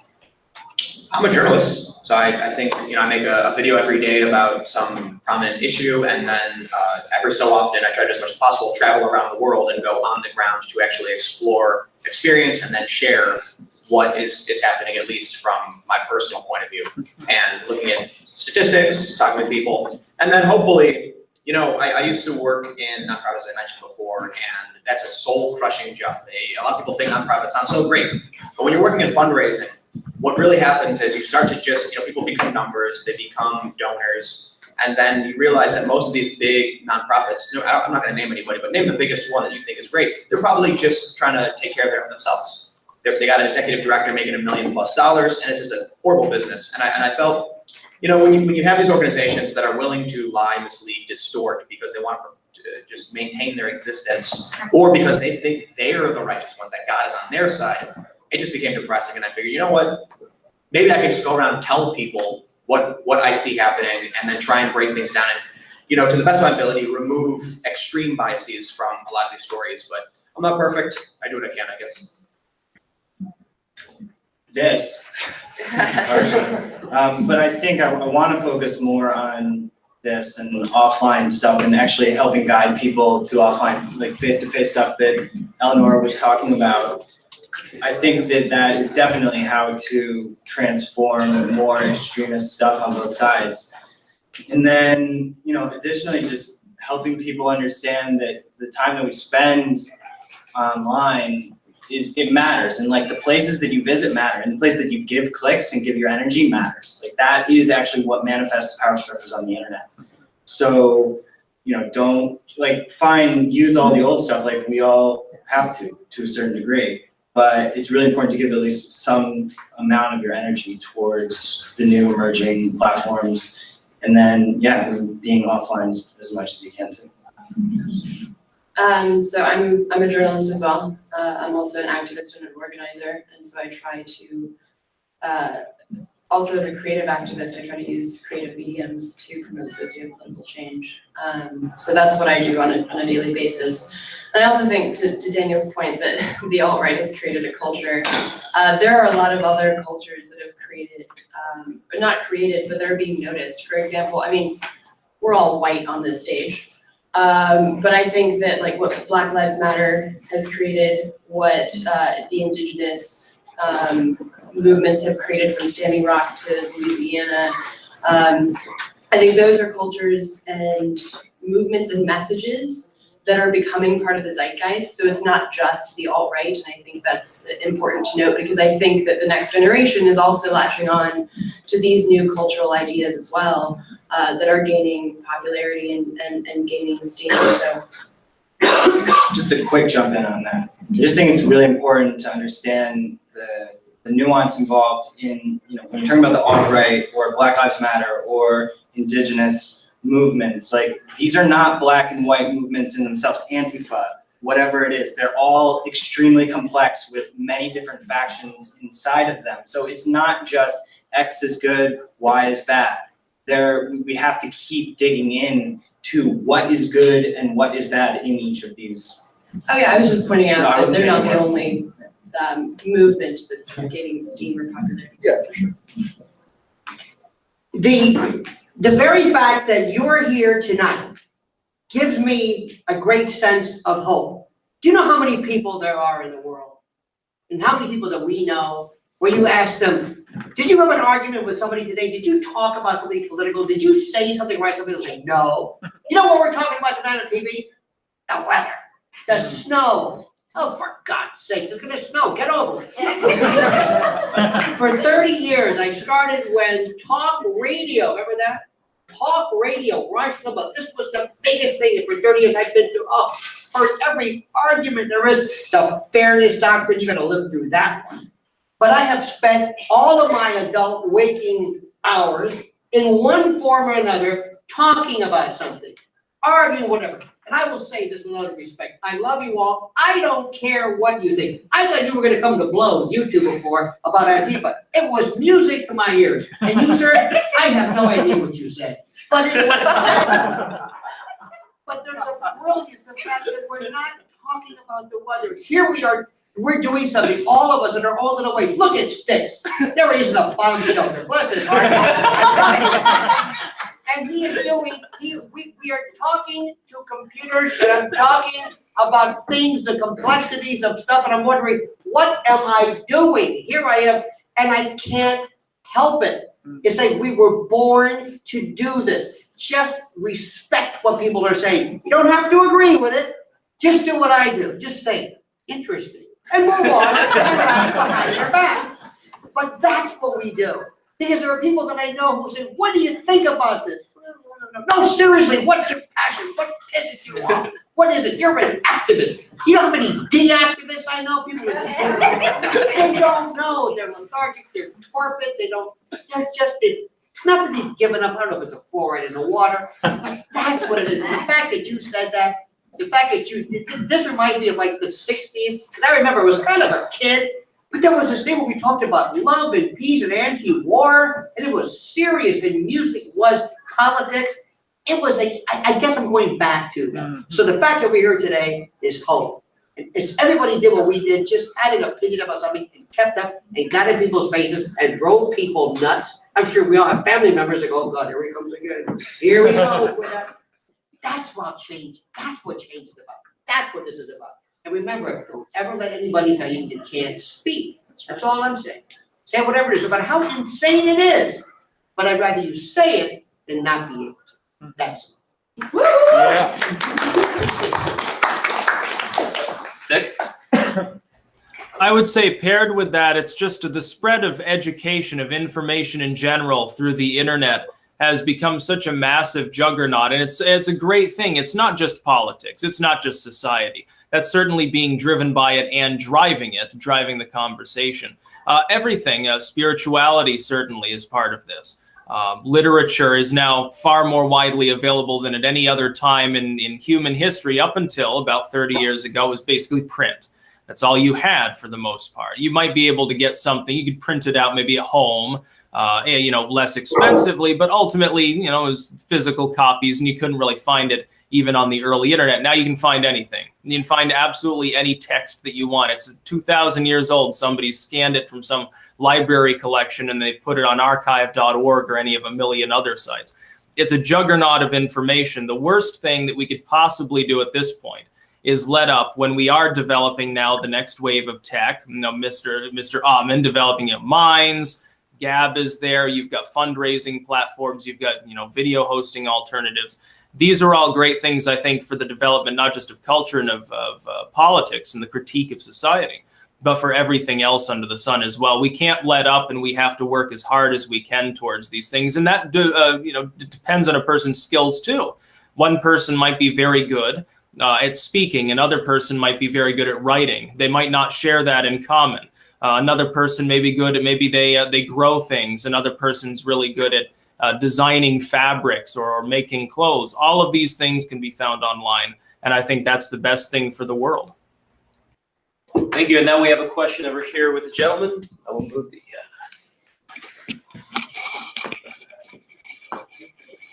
First of all, Sticks, I'd like to thank you for broadcasting yourself and to the capital of capitalism itself, New York.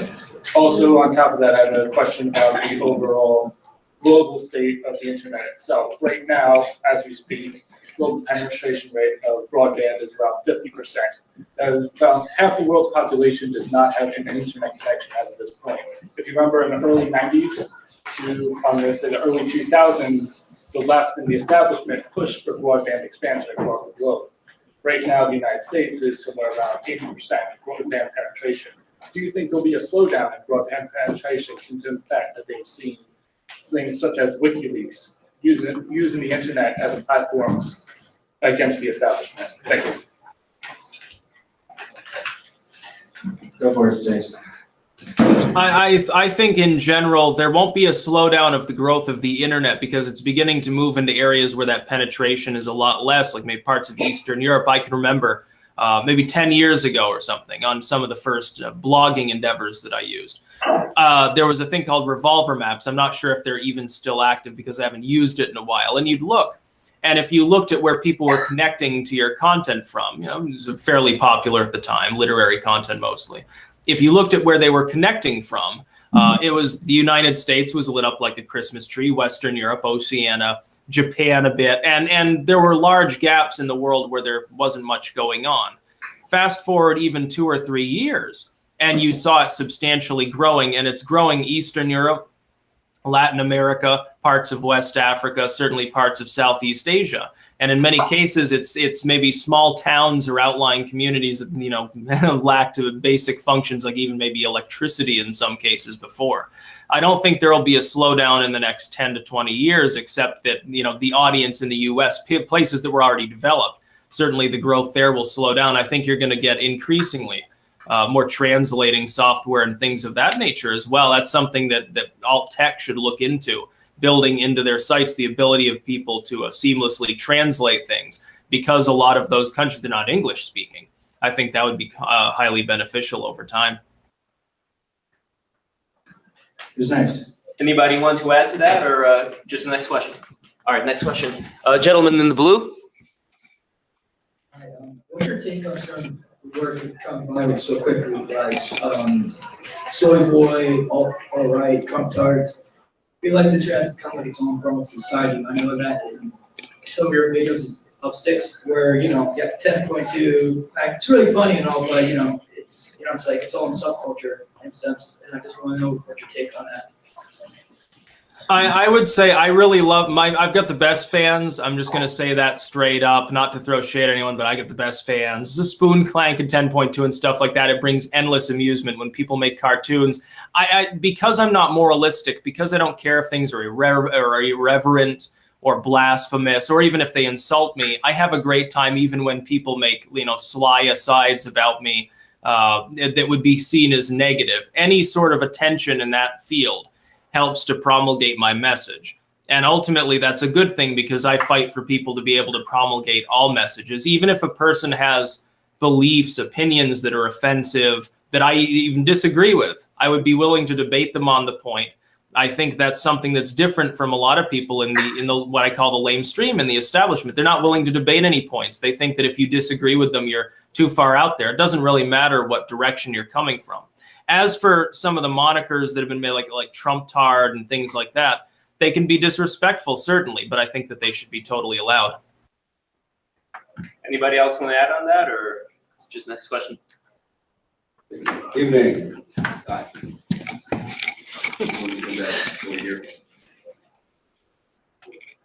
Thanks, Lon. You're welcome.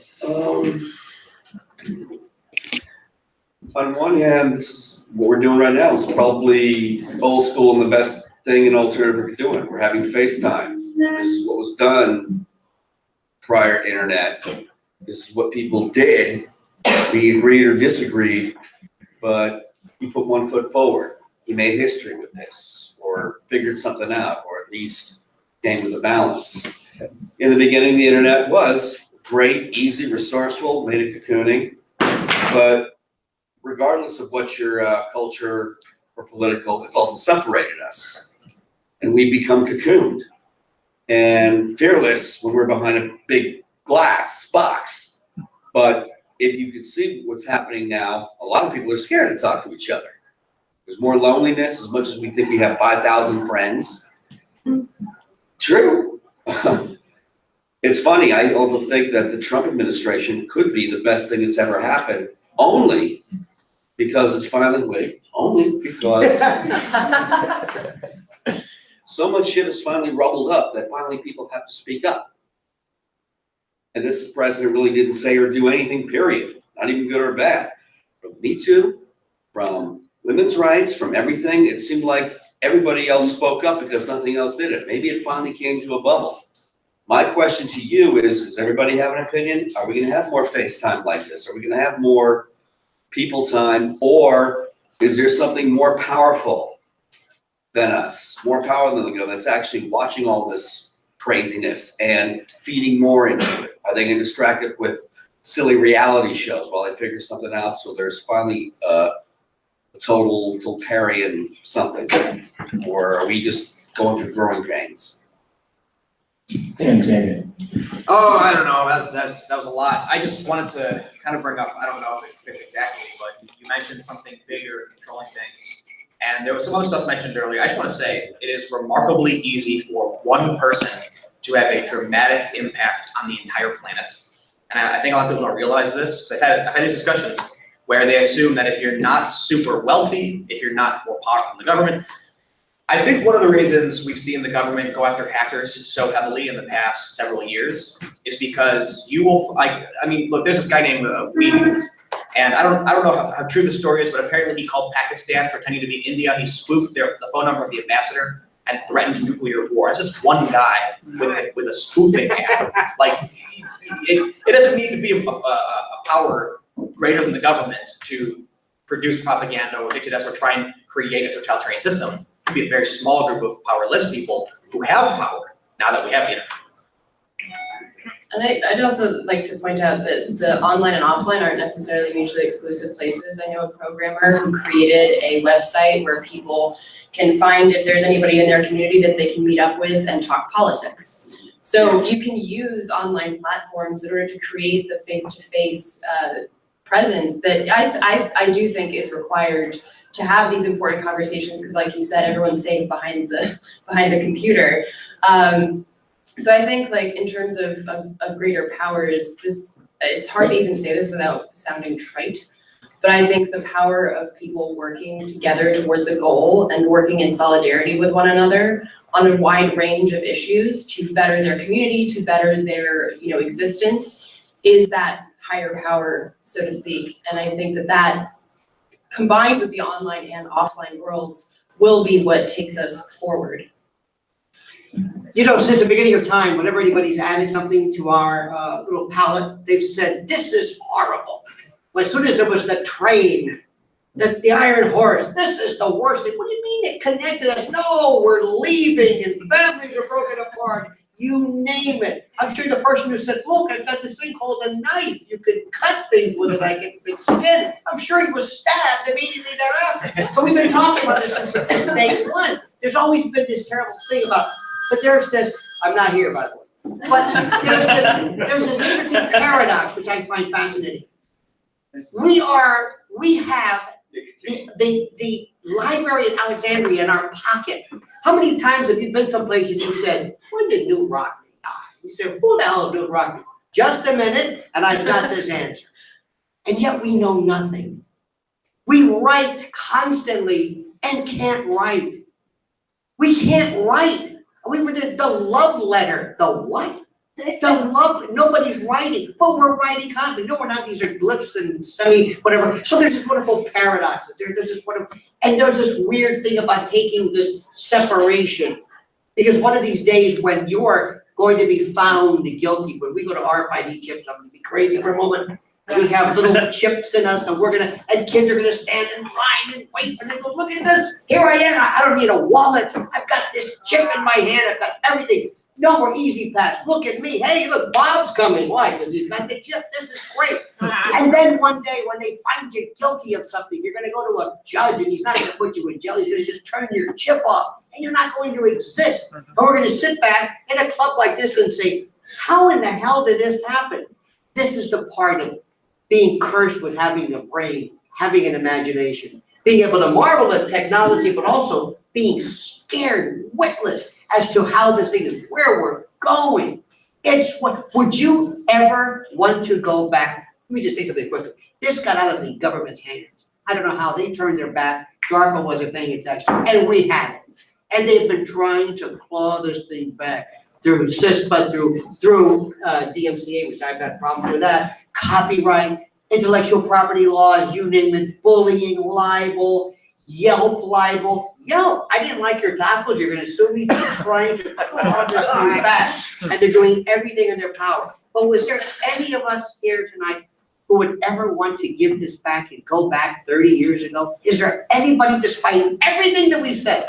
Anybody? Sometimes I want a telephone attached to my fucking wall, so I can find it and not follow it. I mean, I'll walk around with, people say I've been calling all day. I said, well, I forgot I turned my phone down when I was at the studio. Aside from that. There were more reasons I want to go back. What we're not addressing here is that we're all building these cocoons online. And they're being built for us when we use Google, and we're doing it in social media. People are not being conversant. They're swapping opinions. Raise your hand. Who wants to go How back? do you get Who wants to go dialogue back? Time capsule back 50 years. Anybody where we're all conversing and we don't? Anybody want you? I would go back. You should let me finish my sentence. Oh, sure, I'm sorry. No, it's gone.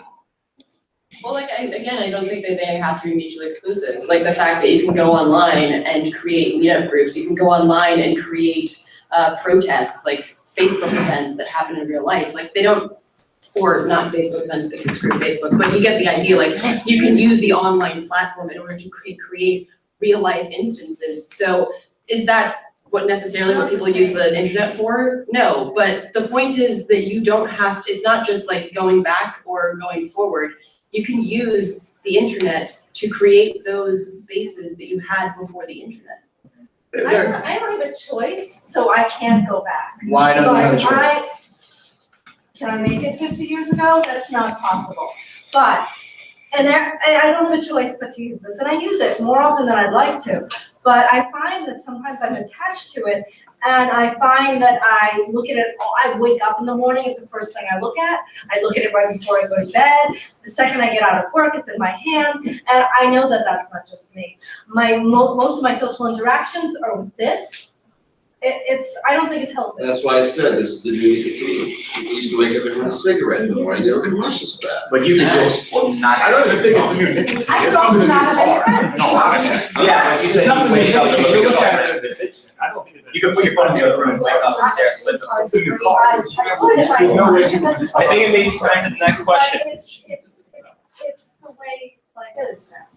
It's the way interactions are now. It's hard, and there's like a whole new level of self-discipline that we're not good at. But it's So not just self-discipline. I mean, to go out, to meet people, to do things like that, it's really pretty impossible to do without it. I've tried both. It's really pretty impossible to do without it in this day and age. But I definitely used to read a lot more long books, and I do miss that. There's a few things that I would go back to. A little, not a lot, but quite a few, and I would like to see it would be nice if Generation Z had a bit of a taste of what we had 30 years ago in the best way. No, not racism, and not violence, and not stuff that was like, oh God, this has got to stop. But there were certain things that were great. What do you think? Well, it is happening. There's a new like dumb phone. And a telephone where, hey, wanna go out? No, there wasn't, No, but that's coming, or anything like that. there's new products coming out that are actually going back to that. It's like new versions of old products, like where a phone where you can, it's a new version of phone where all you can do is text and call. Or, so there will be modern versions kind of clinging back to that And it's entire not, thing. you don't have to reinvent the wheel. Again, we don't really have to, but maybe sometimes go back some ways to a little bit of songs of wood. I love technology, I love progress. He mentioned music. Yeah, you know what? Today, we can take our music collection with us, and it could be 10,000, whatever, we can take it across the street on vacation, and it'd still be safe at home at the same time. 30 years ago, no, you had to have a truck. Before we move on to the next question, Styx, do you have any comments? Yes, I would say as someone who proudly has never owned a smartphone and who tries not to carry his cheap-ass track phone anywhere if I can't, can't be bothered to because I never use it. I don't really care. It's just for emergencies. I would say the internet, in some cases, can really be helpful for coordinating people's social interactions. For instance, I live in an area that's fairly rural. There aren't that many people physically around me. Now, what's the guarantee that any of those people has anything significantly enough in common with me at all for me to form, maybe a friendship stronger than, hey, how's the weather? Hey, how's it hanging by? There's no guarantee of that. You're in most of you, I assume, live in or around the New York metro region. Well, that's a very large place. There are, I think, 15, 20 million people within the metro area. Here, it's small town America. There's, I think, a bit of a cultural difference between the two, but I'm not glued to my phone. I think that increasingly we're seeing perhaps that people are coming unglued from such things, but they've got to be there. We can't put the genie back in the bottle. This is now the main form of human communication. It's no longer interpersonal. There are pros and there's cons to it. It's created stronger connections between some people over longer distances. But at the same time, I think one of the problems we are seeing, if I could be a little negative, because I love mobile technology, I love the internet, but I just want to point out that it seems like we are moving in a direction where people are actually shocked if you talk to them in real life. A buddy of mine made a video where he's like in the New York subway, and he's like, you look around at the how many million people travel in the subway, never once look at each other, talk to each other, and here they are in the same city, probably working right next to each other, and never once say, how you doing? Yeah. Well, the fact that Styx doesn't have a cell phone is, that's evidence that it can be done. I mean, he's a major public figure on YouTube, embracing the technology, but also simultaneously having the discipline to control his own life. So that's cool. It's a vision of future where we would retreat from some technologies. I visited the Hopi Indians in Arizona, and one of the elders was talking about how their culture had been diminished by the roads, which allowed for cars to travel between the different bases. And I was like, okay, they forced these roads on you, the US government kind of forced them on you, what would you do? And he was like, oh, well, I'd smash them up. And I realized I'd never in my life thought about the idea that you could smash up a road and just go back. And actually, if people began to realize that they had lost, significant kind of aspects of maybe, being able to have deeper connection, deeper communion, it might be that in some future point we'll want to become almost like post-technological, and we'll think about, if I visited Amazonian tribes in the rainforest, and their culture is so incredibly rich in so many levels compared to ours, including their connection to nature and visionary technologies like ayahuasca and so on. That in a way we can be seen as a much poorer culture, much more modern culture, much more trapped in very limited relationship to a very ecologically reduced environment. So anyway, it's something to think about. I wanted to point out one thing too of why I would never go back. One thing, this information was really profound to me because I never really thought about it. I don't know if it matters to you, but lethal crime and death have gone down significantly because of cell phone technology. 50 years ago, if someone got stabbed or shot or fell down and hit their head, how long until paramedics could arrive on scene? Today, we all have cell phones, and it's very, very quick relative to how it used to be. So I think we can consider that as a really powerful net positive. We save a lot of lives. All right, so you want to do 3 more? Yeah, let's do 3 more. Lewis, you're up. Yeah, sure. So it seems pretty obvious to me that we're on the cusp of a meme revolution and thus a meme war. So this question is for Mr. Pinchbeck and Styx specifically. I would like you to talk a little bit about how memetics, censorship, and the occult form our reality today, and how that's going to play out, or how that might play out in the coming years. Styx, you want to hit that one first?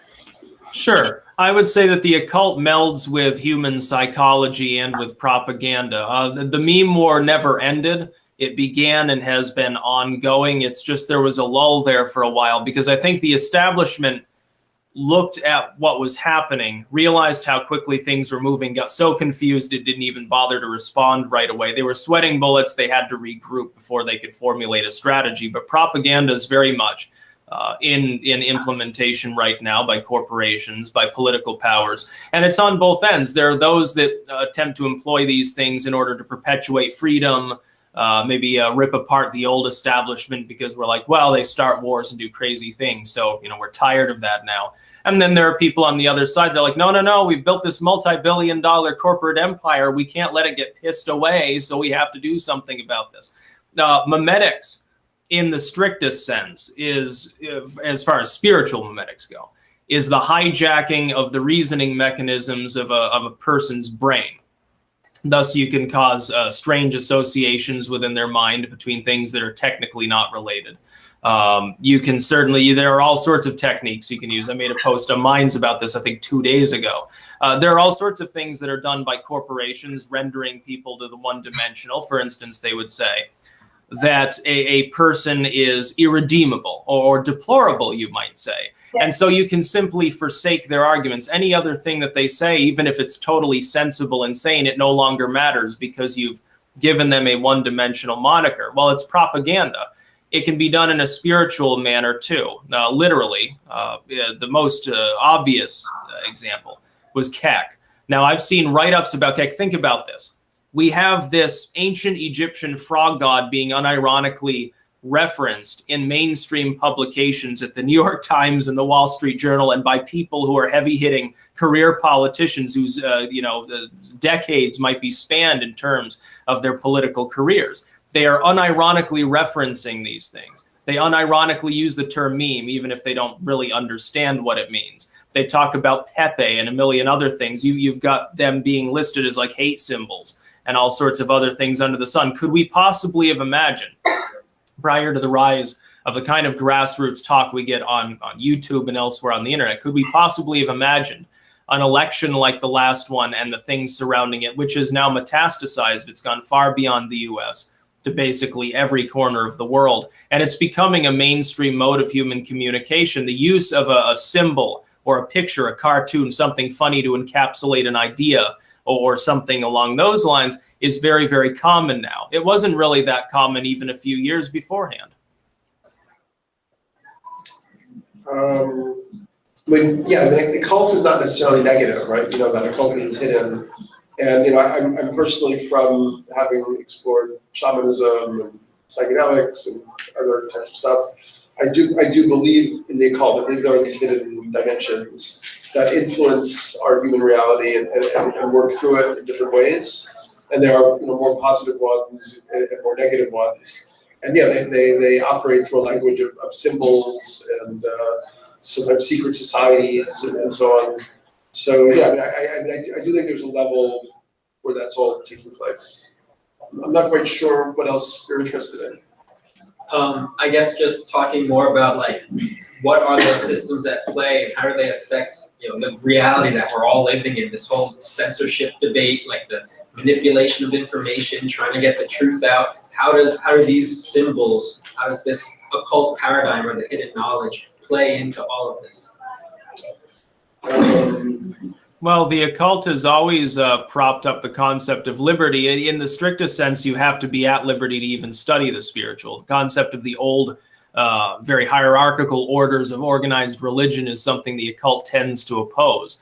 Symbolism used in the realm of propaganda on a spiritual level has begun to mesh, I think, with politics and society in general. You see the return of neo-paganism.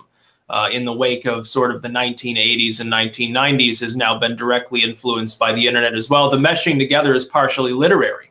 Of course, as I stated before, in the first segments, the availability of the spiritual goes hand in hand with the availability, especially of books, because when you're talking about spiritual lore up until basically the 90s, it's all in print. A lot of those are rare, privately printed, very ancient, and so they've been released to the general public. We are seeing a renaissance within the occult that's very much like the occult renaissance we had maybe in the early 1900s as radio and early wave electrical sort of things spread around. There's more printing going on. Psychology, science, politics, all of these things at that time were meshed with the spiritual too. Now we've seen the good and bad side of this. For every bit of Atlantean lore where some group of people decides, well, we're going to be very positive, we're going to grow things, eat organic, we're going to be green hedge witches or something. For every group that's like that, you also have a group that might be tinged by actual extremism, actual violence. They may say, well, they may become a doomsday cult.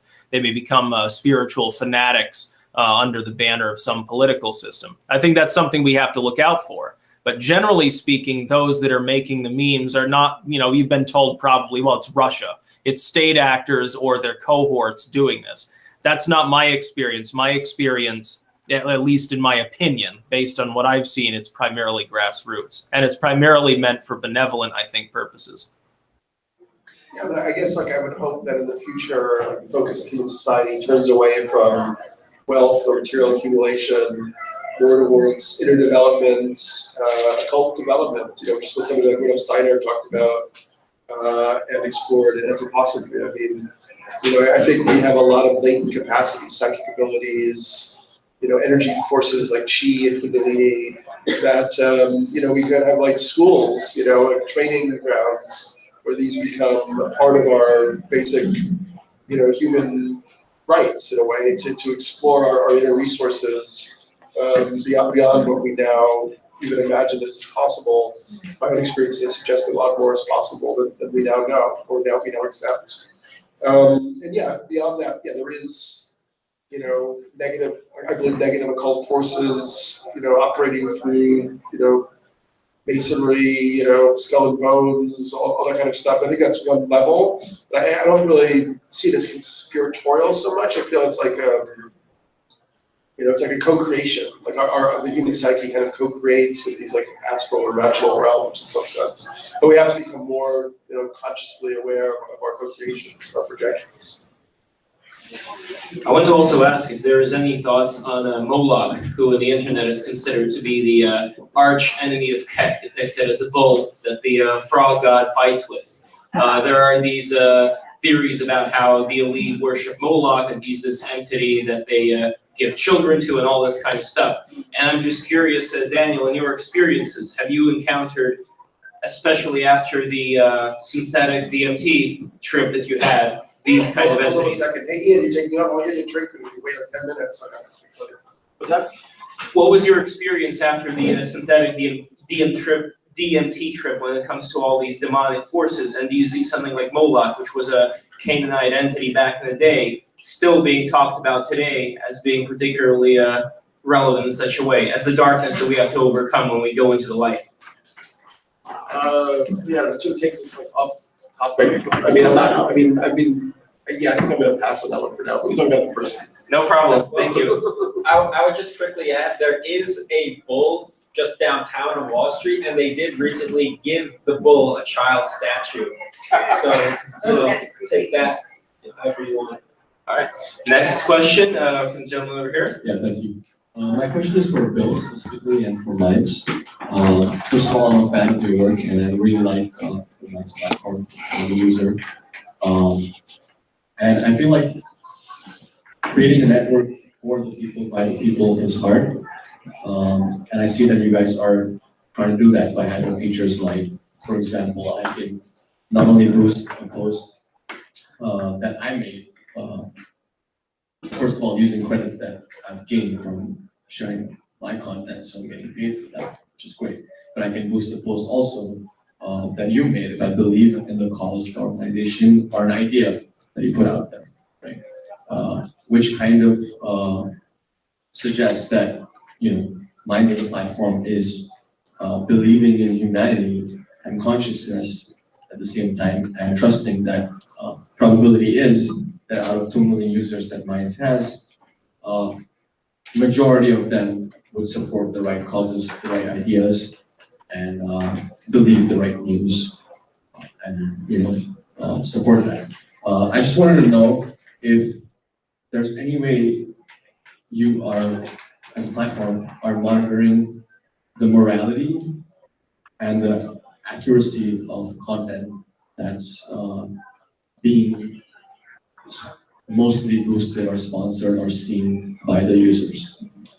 I think providing more tools for the community to make decisions on what's true. And I think the metrics on the post do show a degree of what people think, but I actually do agree with the ability for the community to kind of help label content and provide primary sources, provide peer review, try to understand what is true and what's not. But I mean, honestly, right now we have pretty limited resources for going through and verifying content, and even Tim's been going into this with some of his videos, like with what is true and what like there is truth.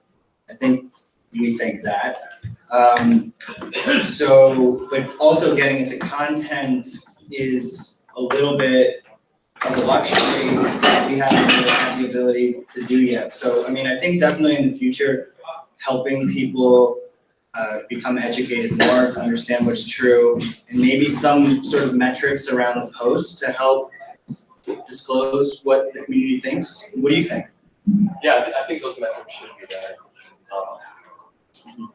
Especially, I know it's difficult to judge morality because it's personal.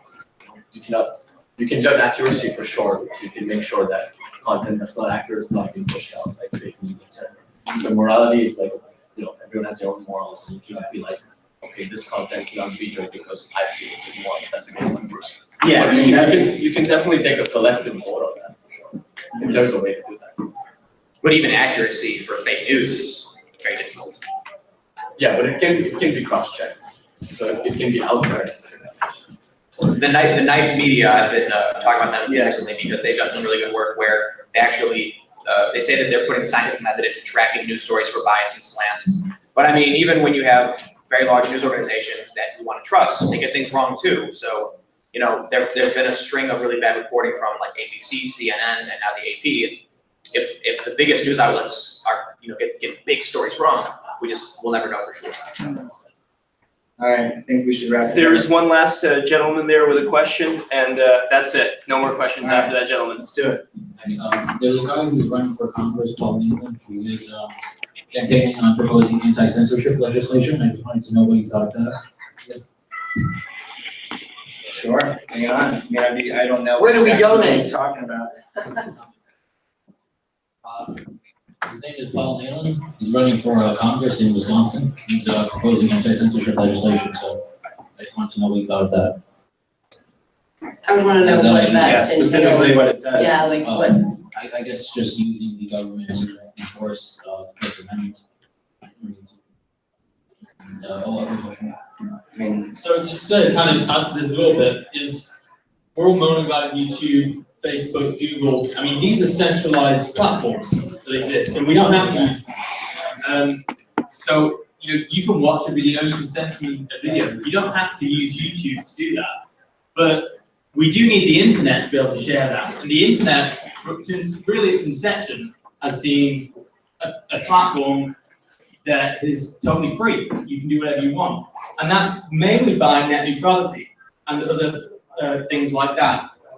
Net neutrality is being pretty much broken apart in the last few months. So net neutrality really was protecting what you were asking. So you don't need a censorship law because you can make a website like mine's. Disclaimer, I do work for mine's. But yeah, people can do that and you can make a website. But now with net neutrality being, patched away, you're gonna not be able to make these websites. Be very careful what passes for net neutrality, especially Title II changes that when you consider or treat the internet as a utility, which can be therefore subject to licensing. So it's a great concept, but remember, whenever the government gives you a great sounding thing, no child left behind, Affordable Care Act, military, whatever. But it's the idea behind, not looking at the packets, not seeing where it's going to. It's basically like sending a letter in the post. The mail is not reading that. They're not looking at, what's in your package that they're sending to someone because they don't like what's in it. And that's really what legislation should be about, to protect it. And similar platforms such as, if you have an iPhone, there's no way you can get any apps on your phone without being approved by Apple. So really, that's a big problem. Android's fine, you can get apps from elsewhere. You can jailbreak your phone. Sorry? You can jailbreak an iPhone. You can, but most people don't know how to do that. So it should be easy for people to do that. So what about the Internet Bill of Rights? Do we talk about that or no? We can end on that because that seems to be a pretty good idea. I know. What do you think, Six? Sorry there, my thing wasn't appearing for a moment. I support the concept of an Internet Bill of Rights. It should simply be this. Because sites work with government entities, whether they're domestic or foreign, they should be explicitly constrained by the First and Fourth Amendments. It's really that simple. Again, it's more about pragmatism than it is actual legalese. Like, I understand the fact that there's no constitutional prohibition on a company kicking someone off their platform for breaking some obscure TOS. They can make that whatever they want, but do we want a society like that? I would say, as far as Nealon goes, I haven't looked at the specific legislation. If it does just that and says, well, websites can't censor, merely harmful material, it has to be specifically criminal under U.S. law. Yes, it's something I would basically support, but I'll say it this way. I gotta stop. I'm sorry, isn't Nealon like a really racist, anti-Semite guy on Twitter? Nealon definitely has out there beliefs, but insofar as he's just proposing that, it doesn't matter who's proposing it. If it is fundamentally a good idea, we've got to get past the point at which we give into the one-dimensionality, which I previously spoke of. We can't just say, well, that person's a kook or that person's racist in some way, and so any idea they happen to make has to be part of that one-dimensional caricature. A person can have a very skilled person might be totally flawed in their personal life. A person who's basically a saint might be totally inept. We have to get past that. But yes, I would generally support the basic idea, but maybe it should be limited by market cap. For instance, like a site that has become quasi-monopolistic, instead of trying to break it apart, which the government never has the balls to do anyway, they're never going to apply anti-monopoly laws to any meaningful degree online. Just make it so that a site that is above a certain cap is a de facto public utility without giving any of the legal precedent to the government to license anything. But I would point something else out with net neutrality. People who are really on board with preserving it don't seem to understand a domain registrar can abuse things the same way as an ISP. Why is it that the ISP should be restrained from throttling a site and the domain registrar shouldn't? You need that, or indexing sites, like Google's own search methodology. It is basically a monopoly. All the other search engines just use Google anyway and apply extra layers to it. I just want to say too. Wait, let Mark just quit. You good? Well, because to a degree, I mean, you don't need to use DNS. DNS is the domain name services are basically services put in there for people to route things through. So I mean, you can make another one. You can set up your own that people point theirs to. You're just using a community there of DNS providers. You can use someone else, but with the internet, unless you're gonna put your own cables to every single person in the world, that's really kind of out of the question. So the DNS isn't that. I mean, it should be protected as well. And so should the domain registrars and things like that. And to a degree, they were until they were given away a few years ago. Yeah, I think I kind of. I think my personal challenge with it is you have to regulate basically every step of the way into a platform, right? So you're talking about DNS, the registrars. Basically, any company that supports you in any way has to be regulated because what we saw with what happened with Gab or like the Daily Stormer. different companies through the pipeline have terms and conditions. So with, I think it was, I'm not sure if it was Gab, but the domain registrar said, oh, you're violating hate speech by the social platform because of what users are saying, so they kick you off. An internet bill of rights wouldn't just be for specifically one company or the platform. You'd have to regulate everything. And I think the challenge with that is if you try to place something, when you try to put a system in place that affects numerous systems, you're going to create a whole lot of bugs. I think that's it. It's big. We'll continue. Thank you, everybody, for being a part of this.